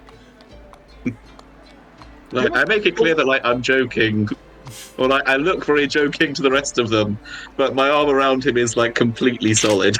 Yeah, he's feeling it. He's like, yeah. No worries. I'll make sure he's well after. I'll even potentially find him some stuff to do. Intelligent man, surely find a use for him. Oh yeah, he's got the best brain around, best mind he's got. Excellent. Another signal to a waiter, another bottle for the table there. Yes, another bottle of wine. And then I'll leave before I have to pay. Leslie's like, but wine. We not gonna stay? No, No, gotta get going, Lesley. Or it could be cross. Start dragging Lesley out. The rest of you, what are you up to? I think I'll sort out food and supplies and stuff. 47 rations is a lot. I don't think it'll be enough if we've got the deck and stuff as well. I'll trust you to sort that out within your own money and stuff. You can head over to the general goods store and acquire that stuff with no issue. Is there ability to get healing potions as well? Yes, healing potions aren't a controlled substance because healing is a valid, useful thing across business. Marina has a stash, so you could head to the Worm Seal to grab that. There are some alchemical ones elsewhere, kind of herbalist ones, if you didn't want to head to the Worm Seal, but Worm Seal, has an entire rack of potions at the back shelf.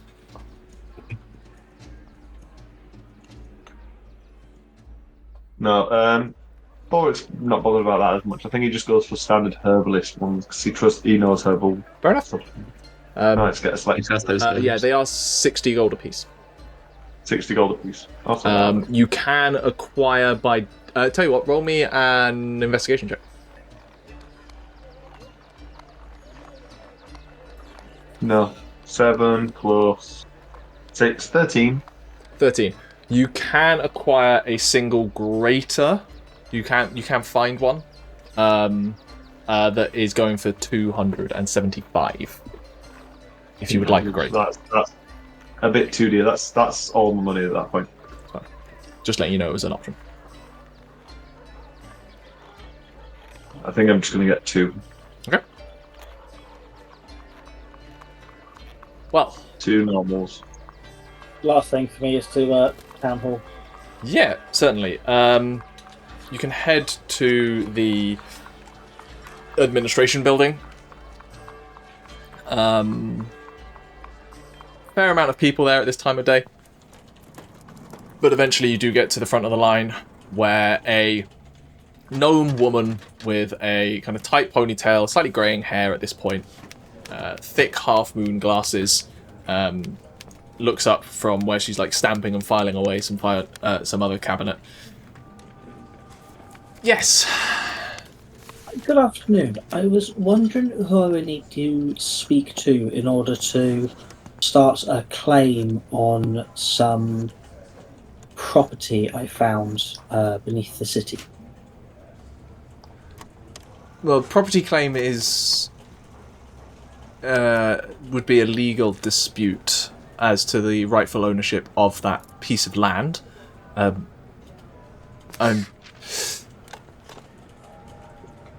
Let me start from the beginning. All land within Geodothras is owned by someone. Pretty much everything is owned by one of the varying lords of Dothras at this point. So if you have a genuine dispute, hereditary dispute or whatever for this piece of property, forms can be filled in, but it will take time to move its way through the courts and the relevant current owner contacted and legal disputes. You mentioned under the city, though. Yes, so my group and I were part of the church's efforts to clean the sewers over the holiday.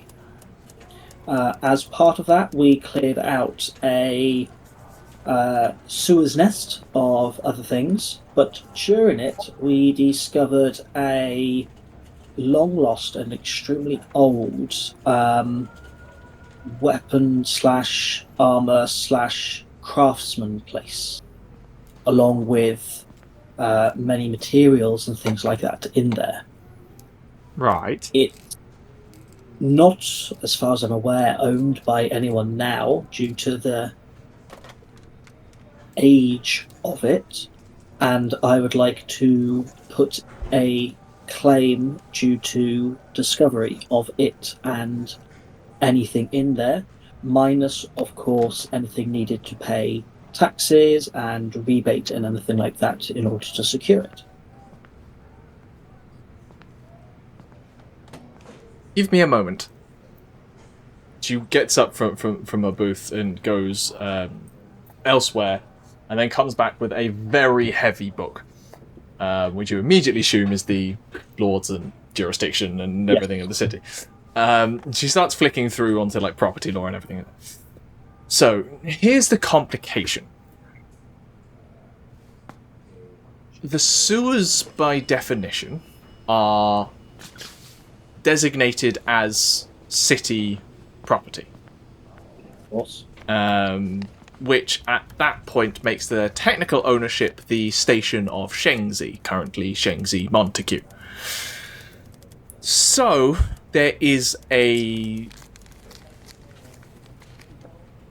certain element of this discussion. If you found it within the sewers, that by definition it is part of the sewers and therefore is already property of the city. However, I can't see anything in here about previous legal precedent to finding genuine property in sewers that are more of a general element. So in short, as far as I'm understanding here, the situation is sort of unclear. Of course. I suspected that may be the case, and I kind of wanted to start the ball rolling in the legal side of things, as I'm going to be needing to leave the city for a short period of time before coming back. Certainly. Well, I can get something started. Thank you. It will most likely end up going through the office of the Shengzi Of course. for arbitration, discussion, and what the city deems the rightful ownership or whatever of this location, and the goods there within. Is there anyone, you mentioned you're leaving, is there anyone you would like to name as contact within the city should discussions need to happen or a particular name be attached to it? Yes, so my name is Tauri Silverhammer, Right. and I will be happy to leave Togrim, I'll give him a surname, I can't remember it off the top of my head, to be able to speak in my stead. Right. Where can they be found? Currently, they are in the cathedral, having suffered some grievous wounds. Do they have a home address? This is their current address, and I'll give them the address of the place we've been staying at. Right. Okay. Certainly. Roll me an insight or history check, your choice. There's only one difference. Oh, I'm glad I have inspiration, because that was an actual one. That's much better. 22. 22. Was that history or insight? That was... Insight is 22, history is 21, so they're basically even. Which are you choosing to roll? The information will differ depending on which one. I went insight because it was Insight. slightly better. Something you get off this is there was an expectation that you would be naming someone of significance rather than just a name. Almost as if your case would be stronger with an attached noble title, right? In terms of, because if everything within the city is owned by a lord of some kind, having a lord in your corner will help. My family is not true nobility. No, and also wouldn't be known over here. No, I know that, but what I will add as well is I'm hoping to create it as kind of looking to try and create it as a sort of a place for Dirk, the dragon. Ooh, okay. Interesting angle. Right. Well, I'll note that down. I'm sure it was the Patriarch is the title, isn't it? Pariarch. I'm sure the Pariarch would be delighted if he could have them back more regularly. What is the nature of this property? It seemed to more be a almost like a smithery of some kind, but I'd be more willing to turn it into somewhere where some smithing could happen, but also more of a permanent residence as well. In the sewers? I would be wanting to try and work a way to get in and out in a more pleasant fashion. But it is a safe location. After all, we have been attacked recently on the streets. What? There was an attack last night on Dirk. What? Tauri spreading gossip. That news hasn't gotten out. True. Tauri spreading illegal gossip. I'm sure it isn't well known, but protection of Dirk is extremely wanted. Certainly. Well, I'll note all of that down. And we'll see, I suppose, upon your return. Was there anything else? No? Anything I need to sign or Yes, pay quite a lot to of paperwork. And there will be a 5 gold piece initial placement for the procedure. Excellent. Well, sign these. Her mind is now roiling at the news that Derek was attacked, because Scaleguard had done a pretty good job of making sure that news didn't get out. Yeah. Well, City's going to know everything by the panic. Yep, City's going to know everything by the end of the day. We're not going to be here. Problem is,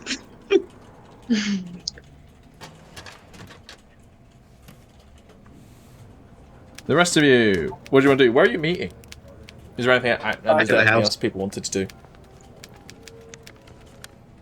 No, Aderyn's just gone back to the house and she's like choosing out which pillows and blankets she's gonna take from the house to put in the wagon to make the wagon like what are we nice stealing? and comfy and pretty. Like we're talking curtains, we're talking blankets, we're talking pillows, and we're talking some wine glasses for Lesley. How many mints are there? They have little mints for pillows. Taking all your small wet pebbles in a vase.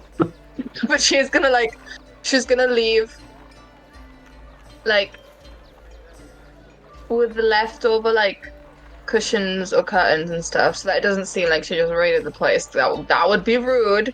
We're not She's taking gonna, like- all the cushions and curtains. She's going to arrange it into a scene. So she's gonna create like a little fort, okay? And in the fort there is a stage, and then on the stage there's little figurines, and it's her dad's band. And then there's like a note that says, "You rock." Cute.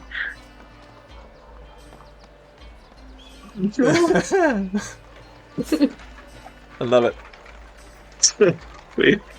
Lesley and Ximori return to their house to see Aderyn furiously styling curtains. Aderyn going crazy, trying to buy wreckage, the thing going, it's fine, it's just a scene.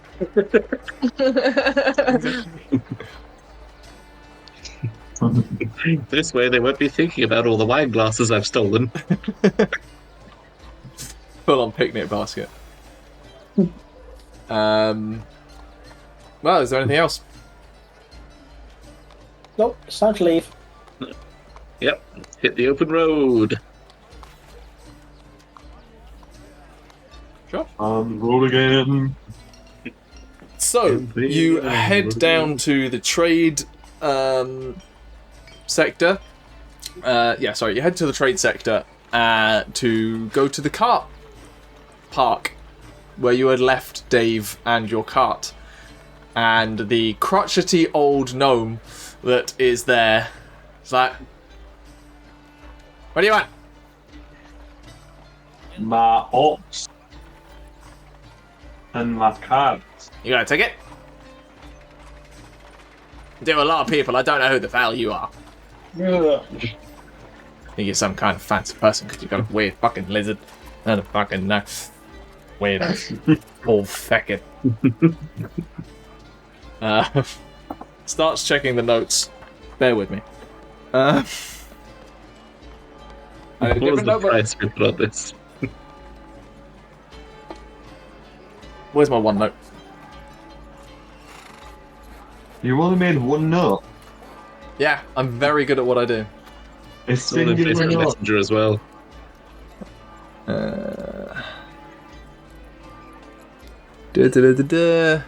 Not that one.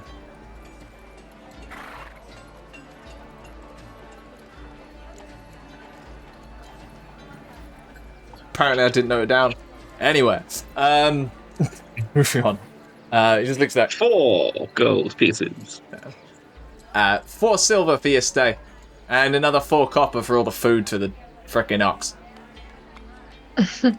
Very reasonable. Maybe you should have charged more. Can you break a platinum? The fuck? I'm joking. I give him a gold piece, and I say keep the change. Okay. Round the back. 2 rows down, 3rd on the left. I go see Dave. Give Dave a love. Doing well. Big horns, strong body. He's well looked after. He's not groomed or anything, but he's not in bad shape.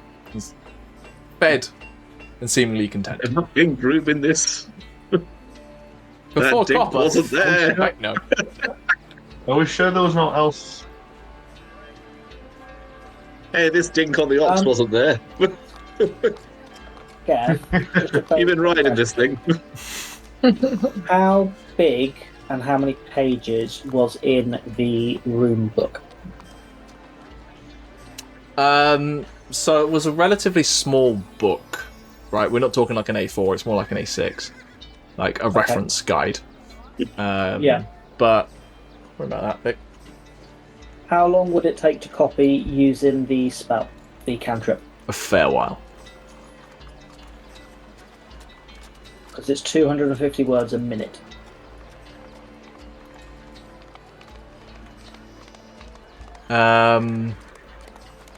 So it would still take a fair while. There's a fair number of pages in there. And you couldn't do it like while walking or anything. You would need a static. No, I know that. So you would be relatively tight to get it done before you met up with everyone. I don't think there's a point in time where you could have.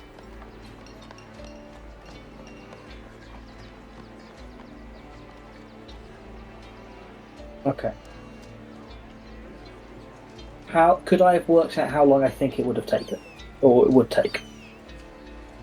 Probably a few hours. Like 250 words is like a page. An A4 page, yeah.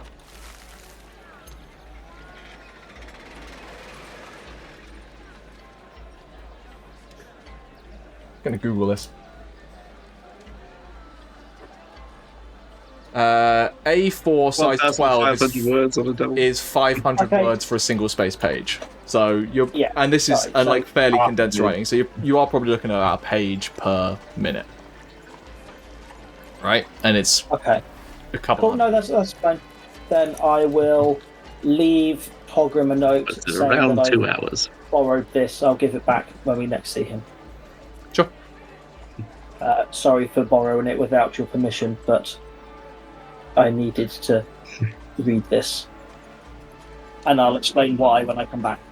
I mean, upside is he's about to spend an extended period of time in an actual sanctioned college, of which there are only 3 in the entire Empire, so I don't think he's going to miss it. I know, it's not nice to steal something. The man from a is friend. walking into one of the largest repositories of knowledge in the Empire. I think he'll be fine. Hey, I've What are you taken your looking for? I've taken your Osborne's book of runes. Yeah, I'll have also left him a note explaining what's going on with the Factorum that we found. I'm Sure. calling it a Factorum moving forwards because it's much easier to say that than It's the Deadland Smithery. anything else. Yes. Yeah, the sewer smith. Sewer Smith. Dalian Smithery, sorry. And explain what's going on with that and how I've given him permission to speak on my behalf and other things, and hope he'd join me in trying to make something of it. Sure. Tell you what I might have looked for. In my time. Some gear to potentially work on, because I don't want to buy new armour. I would never buy new armour, but to upgrade it to studded, can I buy some studs? Start working I on can like hear some you rivets. in my head. He's going to be so grumpy. Yeah. That's not how it works. I can hear I'm him. just gonna hammer some studs in, and that's how it works. Yeah. Well, actually, I think Just you'll a couple find of that nails. You just hot glue them on. Like rhinestone. It's just decorative, right? It doesn't make a no difference. Swarovski studs. It's canon Balrick is cosplaying. That's why Balrick's armor makes basically no difference to him. Whereas it's all natural armor. It's pure aesthetic. Do you know how to use leatherworkers' tools? Do you own leatherworkers' tools? Okay. What are you doing? I won't be able to get someone to fix it into studded leather either. No. What I'm saying is, you can certainly do this if you want. Knowing how to use leatherworkers' tools will help, but you will at least need leatherworkers' tools to do this along with the equipment necessary. Actually, I might buy some leatherworkers' tools so that I can practice it. I'm not going to do it straight away, but I'm going to practice it. Sure. On animal skins. I'll get animal skins and I'll start making my own leather. You want animal skins? Do I want them? I can get animal skins. Yeah, sure. You can grab those easily enough from elsewhere in the city. I'm just going to come out of here with, like, braces studded with nails. He's really showing off that he has all the money and the rest of us have nothing. I have 8 copper. I'm wearing all jewelry. I've got 7 rings on. Ximori, I have nothing. Yeah, but like I spent mine on like. Was that 5 gold shit. that you had to pay the civic administration? The last gold you had. Yep, Man, I pulled that number out of my ass. That was lucky. Otherwise, I was going to be using a notary, which my mother probably would have agreed. Oh, it's in a check. Yep. Yeah, fair. I have completely swapped around my character. Feindal was all in debt. This time, Tauri doesn't have nothing. Sorry, Tauri. You have negative 400 to me. I don't have debt because I used all my money to buy all the masks and lanterns that we used in the sewer. I have tons of money. It's just that Balrick's holding on to it. You know. I was actually going to offer you all the jewelry that I've got because that's half of your money. Money is just resting in Balrick's account. I mean, I'll wear all the rings. Do you want 3 rings? Do you want to type this in? You've got a 50 gold ring, a 15 gold ring, a 10 gold ring. Whoa. They are hilariously garish. Yeah, they're very garish rings. They are nobles at a party rings. Okay, say that again. They were Douglas Wimbledon Smythe rings. Those things are monogrammed. Gold ring. 50 gold ring. Wait. It's fine. No, I'm not even going to try and type this because my sheet goes crazy. I'll leave them on mine. If we need to hide stuff like that, Tauri can just do heat metal and just... Because Tauri has a jeweler's kit, so if we need to, we can literally craft gold and stuff into rings for easier transportation. That's one of the reasons why. Do you have jeweler's tools? I'm going to keep... Aderyn is bejeweled. Half of my debt, Aderyn, Bank of Balrick here. Bejeweled and carrying like at least 4 pillows and like 3 blankets, ready for the journey. She's like, I brought these with me from home. Well, Togrim's not there, so now there's tons of space in the land. Yeah, that's true. No, there's not that much space because we've got all of the... You forget, there's not that much space because we have all of the food in the back of the cart now. That's true. We've got 47 days worth of food in the cart before that was in Togrim's bag. I'm buying extra. How many days of rations do you have? I imagine that I'm going to buy a big barrel that like ties onto the back of it like a step. Yeah. Stunning. I assume we've given Togrim back his bag of holding as well. Yes. So we're not just like walking around with a bag that at one point randomly might just divulge all its contents when Togrim gets bored of concentrating on that infusion. Damn it! Togrim's just there like, I'm going to turn on Pebble. I was going to be rolling a D100 every day. Yeah, no, Tauri wasn't going to bring that. Yeah, leather's worth it. That, or I was going to let it slowly turn into a bagman from Van Richten's. Oh god. Great monster. The smallest type of giant there is. Absolutely brilliant monster. Love a bagman. It's the fact the bagman is classed as a giant that's insane to me. Anyway. Its feature type is giant. Anyway, you head out. I'm also going to buy some...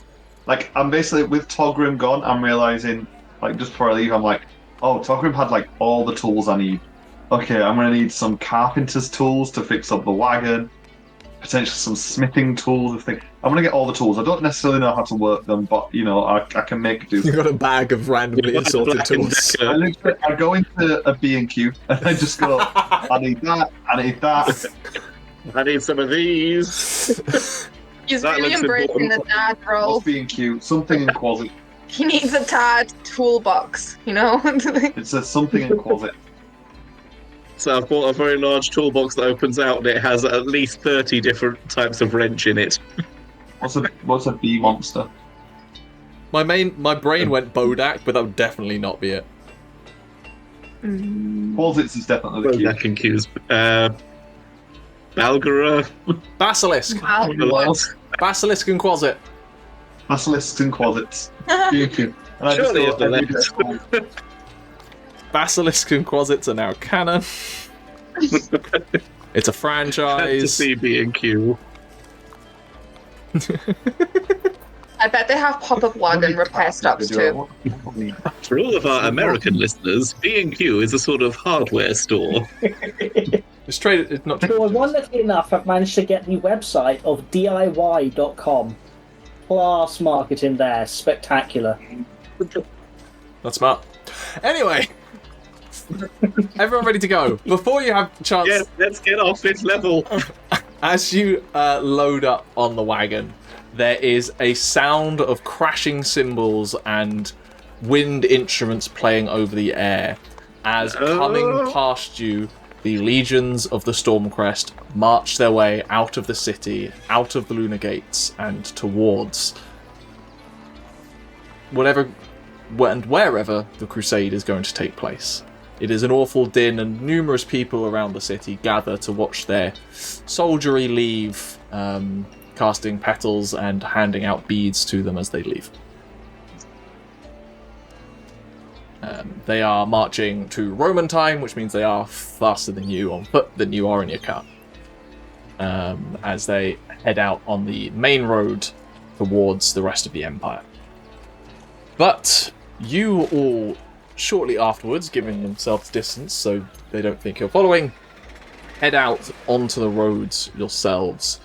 The warmth, the late summer warmth of the sun having burnt away some of the cloud cover at this point, you leave behind the mist of the bay and the sound of the gulls swinging around the harbour as you head out into the rolling hills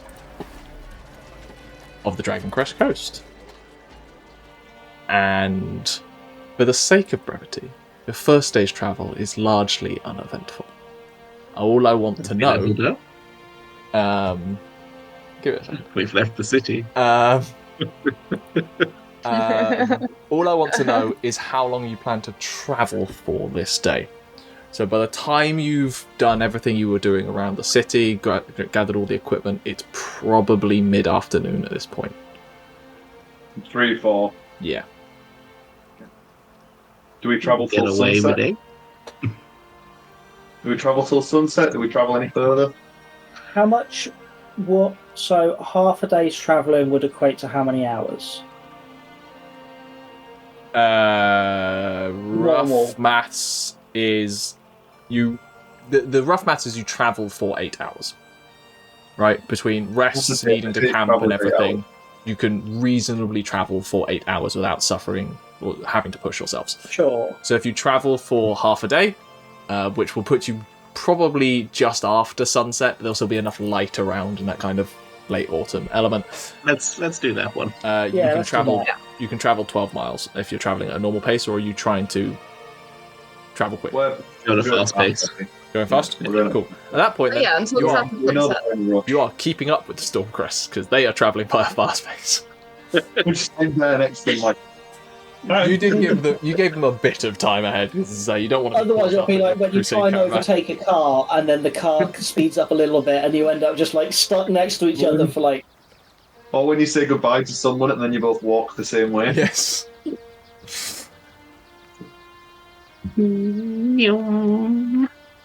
But you eventually, ironically, with a half a day's travel, you come across a familiar sight as you're looking for somewhere to camp. The earth still remains somewhat scorched from the events a little under a week ago. The chopped down copse of trees still lingering as kind of a scar on the earth as you recognise the place where you came across the loggers' camp. Odd week. Well, it's cleared out for us. We can set up here. Yeah. I think that Togrim can set on fire too. I pushed. It's a good place as any, I suppose. On the plus side, if it's all burnt, we can't burn it again. So. Mm. Yeah, you're right there. Cool. We'll set up here then. Okay. You set camp. Once more back into the wilds. Balrick, kind of slightly more comfortable in your skin. Feeling much better. Because, like, as we leave the city, there's an audible sigh of relief. It's like, despite all that's happened, there is a... Oh. Yes. Not having to duck when I go into rooms anymore.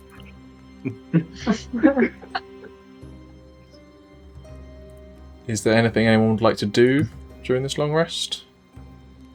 I will be wanting to start reading that book and trying to understand it. Certainly. Roll me an intelligence check. Just normal intelligence, yeah? Yep. Dirty 20. Dirty 20. You start reading through the book, and the immediate thing you run up against is this is not a newbie's guide to runecraft. Yes. This is expecting a foundational knowledge that you don't necessarily have. However, you are a relatively smart person and have some knowledge of runecraft as a concept, so you're able to understand some of the technical terminology at least. What that means is that you are reading through it, and the overall sense... Language is it? Sorry? What language? What language is it? It is written in Common. Okay, good. Sorry. It's a slightly old version of Common, don't get me wrong, but it's as readable There's as... no translation needed. Yeah. And what you begin to understand is a little bit of the nature of runes. Not in how they work or why they work, but in their origin and structure. You grew up on Dwarven and Draconic as kind of that kind of language. This runecraft is different. It is unlike Draconic, especially. It's not like the runes that are now etched in Balrick's bow. There is similarity to Dwarven runes, but the main thing that you notice between the difference is that Dwarven runes are much more angular. Mm-hmm. So the way this kind of looks is Dwarven runes, the best way to kind of describe it is Dwarven runes looks like something someone chisels into stone. These look like something that someone traces into earth. Okay. Okay, a much more soft fabric. There's more curvature to them. Mm-hmm. With a 20 intelligence check, the thing that you're trying to figure out that you don't have quite yet is the similarity in shape between Dwarven runes and these implies a shared lineage of linguistics. But what you don't know is what that root is. Cool. You hope that there is further info to be gleaned. Whether that kind of history is within here, you don't know. This starts to get more technical in terms of the actual application. So as you read, you might instead learn how to start inscribing runes a little better. But you have a concept that to understand runecraft a little better, you might want to explore the linguistics of runecraft a little bit as well. Cool. Sent you a message, Gethin, on. Yeah, I did see. Roll me straight intelligence. 19 minus 1, 18. Yeah, I'd say you would. Okay. What I'd like to do is sort of sit down next to Aderyn at some point and just like hand you like a folded piece of paper.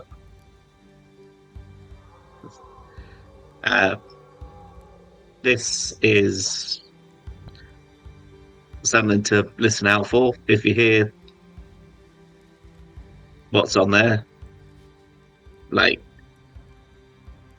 get me. I'm gonna open the paper. What does it say?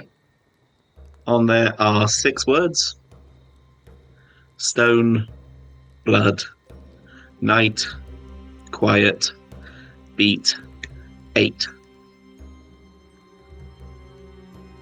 She's gonna fold it away and put it in like a hidden pocket of the dress. I will make sure the moment I hear these words, I will stop you. Yeah. Because you can stop me early, I think it'll be better. Yes. And you still have the thing to cover your ears, right? Oh, yeah. Could you wear it while we all sleep? Yeah. Yeah, I'll do that. I've got these as well, like rummage around my bag and pull out a pair of manacles. I've got these as well so that I can feel... You can all feel safer. I don't want you to feel like some sort of caged animal, but I would feel better. Yeah. I get it, don't worry. Okay. I'm going to go and try and make Tabitha in my head a bit stronger. Okay. She always used to, you know acorns? Yeah, I know Yeah. acorns. She used to cut them in half, and then she used to make, like little musical instruments that you kind of went like this with them, cluck, cluck, cluck, cluck. And sometimes she would do that like right next to your ear to drive you insane. You can maybe picture that. Yeah, I'll think of that. Thanks, Aderyn. No problem. I'll go and sit down somewhere, quietly manacling myself to the wheel of the cart. Awful. At that point, Ximori, as darkness begins to settle, campfire lit by Balrick and maintained. I wish to talk. The image in my head briefly of sort of a sort of straw doll with acorn halves for hands just dissolves. What is it? Those words had power over you, us. We were not in control. Oh, you noticed? I despise that. Yeah, we actually agree on that. It cannot be allowed to happen again. Well, what do you recommend? Because when you came along, that's when all the shit started. This was not me. I was as trapped as you.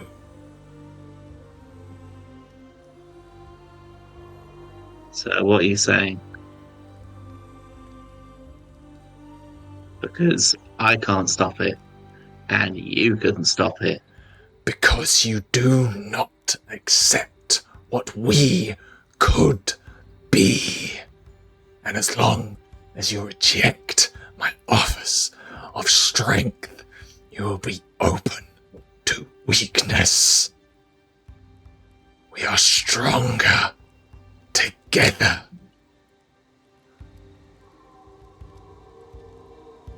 Plenty strong enough, mate.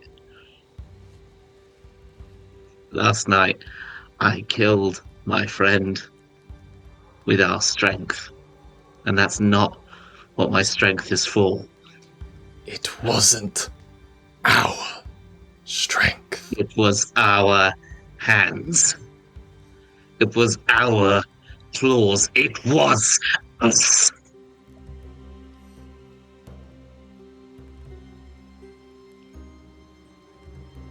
If you accept our bondship, truly stop holding back, afraid of what we could be, we can achieve anything. We can achieve control of ourselves.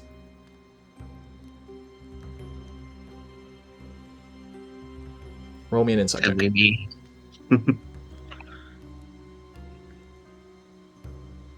13. There is something to Bast's voice that you are not accustomed to, and that's fear. It's small, it's barely there. He's disguising it well. Well then, we need a little bit of a few guidelines. You, if I let you play, if we work together, you don't hurt my friends.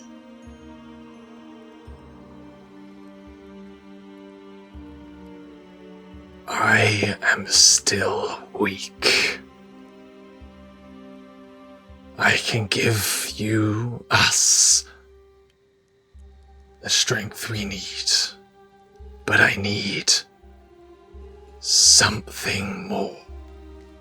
The more you give, the more I give back. I don't care who. It does not have to be them if you don't will it. It will not be them. Then it won't be. But it must be someone. Let us find someone that'll make us strong. Fine. But when I say, Whatever you wish. now go away, I was doing something.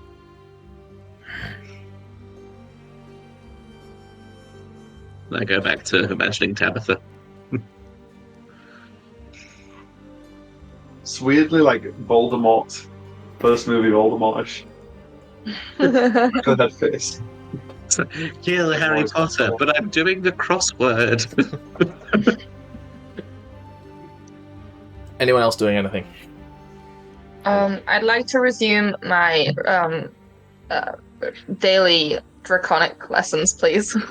A green owl Someone swoops please down. teach me. Ooh, ooh. If you were doing your draconic today, it says holding a knife to your throat. Your streak ends in 1 hour. Bring you a message. It's a picture of your family in chains. Learn. Derek will teach me. Derek can speak now, it's fine. Certainly, roll me an intelligence check as well. I can't remember where I got to on your clock with that. I'm sure I've written it down somewhere. Intelligent. That's just a 10. A 10. not making a lot of progress, but you're reinforcing stuff that you've covered already and trying to bed in certain words. You do learn the draconic word for friend, which I'll let Chris decide because he is the master of dragon linguistics. Okay. It's melon. It's honeydew. Yes. Balrick is practicing because Balrick's just gotten himself a bunch of tools. Mm-hmm. He's going to practice some woodworking, just fixing up scrapes on the wagon, because the wagon probably isn't in greatest nick. So he's going to be like trying to figure out, this works by this, and okay, I can fix that and try and repair some dent stuff. Cool. Is it woodworking or carpenters? Carpenters. Carpenters. Yeah. So, yeah, just let's call it Dex. I'm fine with that. Just to be clear, while Balrick's just doing this and I'm just there handcuffing myself to a wheel. Yeah. I just, occasionally, like, you handcuff me suddenly, I'll just lift you away from it, just put you back down. 15. 15. You manage to repair some of the dents and scratches that it's been covered, and you catch a crack that was coming into one of the wheel struts nice and early, such that you're able to fill in that sawdust and repair it in quite nicely. Well, with that, you all head off to various points of sleep, sharing watches. And we are going to jump forward to the next day, where I need someone to roll a d10. I always drive first day, so... It'd be level up in the day. At this point, you have all leveled up, but we will do it at the end of the session rather than midway through, with only a short period left before we finish. But yes, everyone is now level 5. A 3. Yeah. Okay. Also, for brevity's sake, we are going to be shortening travel, such that only every other day we're going to roll on the d10. You're much less. There is an army walking ahead of you. The kind of stuff that you're going to encounter is going to be far less problematic at this point. As you're traveling on the next day, I assume traveling at fast pace again. Yep.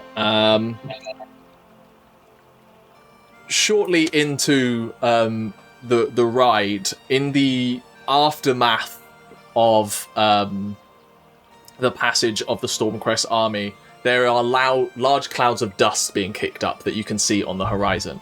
And as you start getting closer to them, you suddenly feel wind gathering up. Today is a very windy day, and the wind begins to gather up this kicked up dust until a swirling dust devil just starts raking its way down the road directly towards you, heading directly for the car, and is going to threaten to damage the car. What do you want to do? Oh. Is there a large piece of material or something nearby? What are you looking for? I run at the wind. You run at the wind. You run at the dust devil. Yes. Okay. Yes, I'm going to break it up with my body. Balrick just goes, Ximori looks his head out the window and just goes... I'm reaching into my component belt, like looking for things. Can I do anything with someone? Mori jumps over my head through the front. Okay, make me a con check. That is a 17. 17. You jump into this dust devil. You suddenly are buffeted from all sides. Sand stinging your eyes, clogging up your mouth. The thing washes directly over you. Unsurprisingly, a body doesn't stop a dust devil, but you don't get harmed in the process. Reach into my component couch, try and cast absorb elements to try and counteract this dust devil. Sort of like try to create some. It's probably like a flutter of leaves to create like a natural barrier, so some certain leaves with magical properties. Okay, roll me a wisdom check. I will say, Ximori, you did less in it. It just didn't stop it, to be clear. You managed to take out some of the larger pebbles that were picked up in this thing, so it's definitely going to do less damage. 22. 22. You throw up this counter breeze of wind that picks up your own kind of autumn fall leaves that are just starting to fall, and the buffeting winds kind of collide with each other and scatter out sideways, kicking up the dust either side and bending over the small sapling trees that were nearby. A small amount of wind still gets through, and Leslie's scarf gets snatched up that he wasn't wearing and goes out the back of the car. Oh no! I want to look very druidic while I do it, so I throw these Really and then I great pick as up the quarterstaff, and the quarterstaff, my druidic child's quarterstaff, does glow with runes and has that druidic power to it, but I do. So there's like a all stood on the thing, Gandalf-esque, stood on the thing with a glowing staff.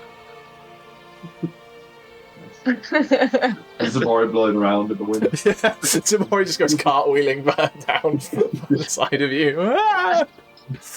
Lesley then jumps out of the cart to go chase down his scarf. Before turning In around. fact, I want to make it extra dramatic as it approaches to split the wind. Use thaumaturgy to boom my voice and shout the verbal components in a very Gandalf-esque thing. Just, shouting this arcane magic out into the air. You shall not blow. Can't hear you, bro. I need to know who everyone is now from the Fellowship. Balrick is Clearly Gandalf. and Aragorn. I guess I'm Gimli. I charge recklessly into situations. Ulrich is simultaneously all three of the hunters. No, he's not. He's Aragorn and Gandalf. Leslie's Pippin. Ulrich steps. Harry gives me Legolas vibes because Harry's just always doing shit in the background that no one knows about, and like knows things that no one else does. Imagine Tauri making faces. Tauri has to Harry jump always his tread and can says dance over the top of snow without sinking. Harry just says as Balrick makes a really big show of himself, they don't know you have magic. Who didn't? Party. The Empire The Empire. and the He's party. not got magic, he's just shouting at the wind. Yeah, Leslie's like, he didn't cast magic. He just shouted at the wind and it happened to go down. Yeah, It's I was catching my Right. scarf. What happened? I'm just going to shouting at things. Don't worry, I sorted it. I jumped through it and it broke up. You see, that's Broke what up around the solved car. it. Balrick doesn't cast spells. Yeah, you're right. The stick's just got a lichen in it that glows. You know, it's bioluminescence. Anyway. Harry just gives you the look. Eventually, Yeah, I do that most dramatic showing of magic, and everyone in the party's like, nah, not everyone was magic. distracted. Ximori was in it, so didn't see it. Lesley was chasing his scarf. Just standing in the middle of it like, ah!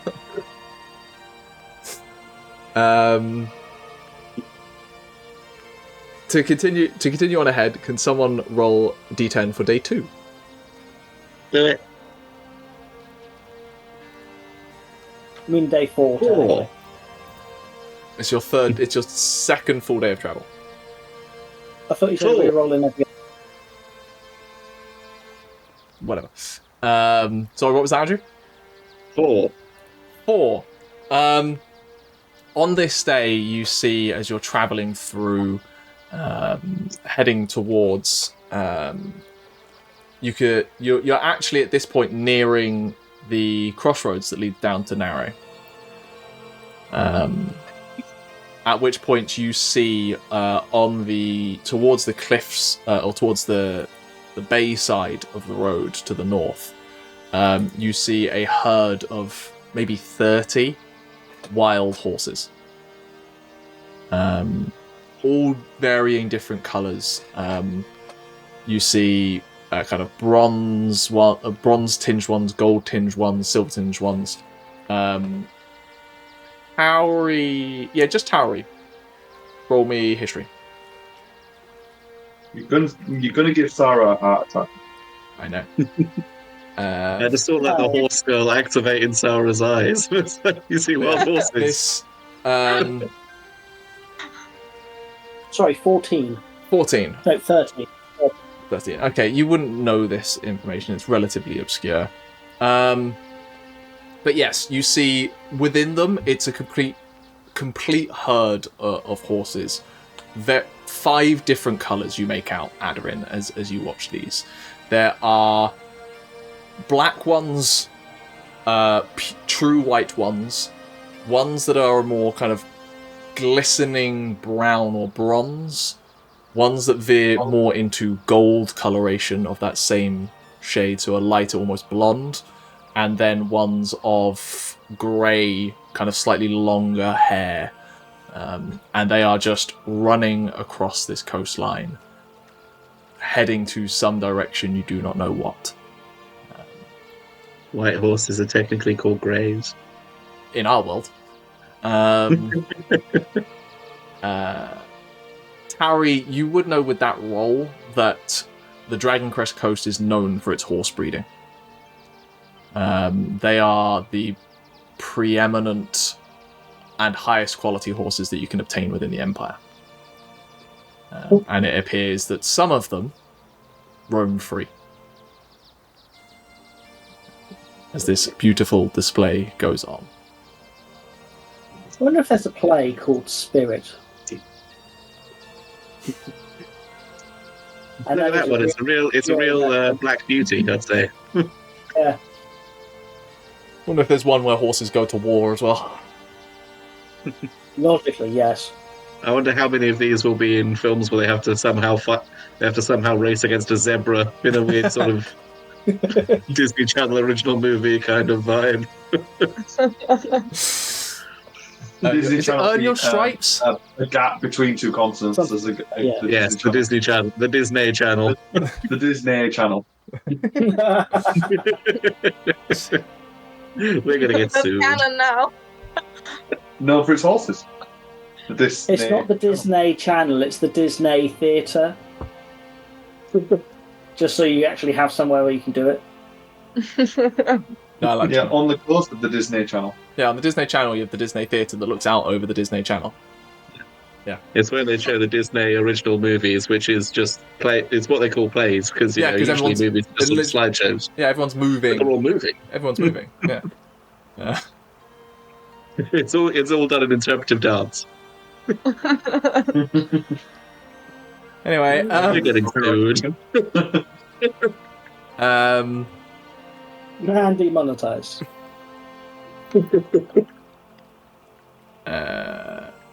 So we're adopting them all, right? I don't think I can catch one of them. They look pretty quick. Just enjoy the natural beauty. Watch and enjoy. Nice moment of I don't want to peace. see if I can catch one there. No, don't catch one. We can shower them with gifts. Oh, do you want... Alright, wait one moment. And I'll stop. We're moving quite fast. I'm not going to really slow down the car, but I will. Because it's been a long rest, I can get my spells back. Mm-hmm. I will What spells? call over to one where you speak with animals. Once again, using dad voice, and they just think I'm just shouting at things. But I'll call to also be, hello there. they're a fair distance away, but with thaumaturgy on top. Give us horse voice, get them. There is one horse that catches you that seems to stop as the rest of the herd continues on. They're not like full gallop; they're just like kind of cantering along. And there's one horse that kind of like pulls up and like turns its head. This kind of bronze-coloured horse that just kind of stands there, kind of on the slope, a couple of 100 feet away from you, and just like turns to look at you. I'll slow the wagon to a stop and I will shout, will you come over here for me? Roll me persuasion. I'll give you animal handling. that's I'll horse give you voice. animal handling because it's slightly Give the fairer to people you. what they want. Hey, I found a picture of the horse for you, Gaff. That is a plus 3. 18. An 18. Yep.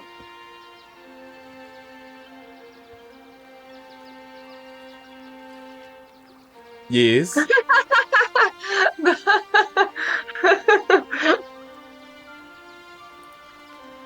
Stunning. Yes. Exactly. You can run with her. Years. Did it come over? Yeah. My My friend over here thinks that you are utterly magnificent, and I do not mean to insult you or anything. Would she be able to have a quick ride? Strange request from someone I do not know. I have thoughts.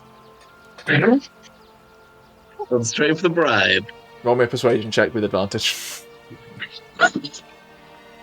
Roll a 6. Or a nat 20. So many. Oats first. You gave me advantage. I will get out a sack. I imagine I just have sacks of them around the seat. It's just oats in the back of the cart. I Fine. understand that. Short, and then I must catch up with the rest of my kin. Aderyn, Yes. get down. Approach carefully. You do know how to ride. Of course, I know how to ride. I guess we'll see, Aderyn. Not only know how to ride bareback. Sorry. You've never seen a real horse? I guess Aderyn, roll me an animal handling check. I'll go to the horse. Not too fast. And I attempt to race the horse. You can try. 15! 15. Oh, You are clinging on for dear life. Also, not too fast, and when that's a challenge. The horse is not going too fast, but like as I said, bareback, no horse riding experience. Aderyn is screwed. Aderyn, it Like, as the hurts. horse has gone off, I've gone like a dog, just like, okay, I'm gonna go. I'm gonna run. You start trying to chase this horse. This horse immediately sees you running and just goes into full gallop. At which point, Aderyn, you are really clinging on for dear life. As this horse is going 120 feet around. Aderyn is just screaming. We're going behind on the wagon. I'm at 95 feet. I'm at 90 feet around, so I'm not. I'm dramatically behind and not catching up. The horse quickly catches up with its herd, like taking you into the center of this like running horse herd.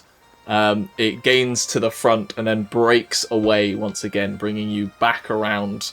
The herd at this point turns with it as it kind of follows this essentially figurehead at this point, and wheels the herd back around to bring you closer to your cart that Balrick has stalled up after a brief 10-minute ride essentially. You are heavily bruised on every muscle below from your hips down, and there is a fair amount of mess to your hair at this point, before the horse just kind of turns around just probably wasn't worth the oats. She's gonna bow to the horse, and she's gonna. I can't even offer anything. She's gonna offer it a ring. The horse turns to Balrick and goes, she knows I'm a horse, right? I'm not sure she does right now. What the hell am I going to do with a ring? What even is this thing? Human stuff. I'm a horse. Don't worry. The horse nibbles at the ring and then just turns around. It's gold. It doesn't care. That was amazing. I arrive about a minute later, just hands on my hips, horses, fucking fast. And Aderyn's just gonna go to the wagon and just collapse on the pillows and not move for the rest of the day. Okay. Well, you eventually pull up after another day's travel. You lose a bit of time with that stop, but nothing remotely really important. You pull up in a small kind of shelter. It looks like you're fairly confident there's not going to be rain tonight, but better safe than sorry. Make sure you have some shelter. At least the wagon is covered these days. As you're kind of setting up for camp, kind of, Balrick, you pick up the noise of a cart pulling up. And you see, walking up, a figure, kind of hooded cloak, kind of a mottled dark blue or green, you can't quite tell in the fading light. Kind of what looks like a rat tail or something, like a hair braid, like poking out from underneath the cloak that's pulled heavily over their eyes. Pulling behind them a hand cart, essentially. Pulling the cart by themselves. Small awning, some knickknacks kind of you can spot poking out from the side. It's a two-wheeled cart. It's fairly worn, heavily knotted wood. This figure just pulls up and just goes, "Spaceboat afire?" That is where we're going to end this episode. As a figure has arrived at your camp, unabated, and seemingly from nowhere. As in wearing a field and Interesting. they've just popped up. Yep. Seemingly out of the grasslands. But we will pick up... This mysterious character. Find out next time. We will pick up there next episode as we zoom away from the campfire on the side of the road and Sanroy Car, the next significant settlement, probably arrive at sometime tomorrow afternoon, by your best estimations. So, we will leave the story there, and we will see what happens next time. But until then, see you later.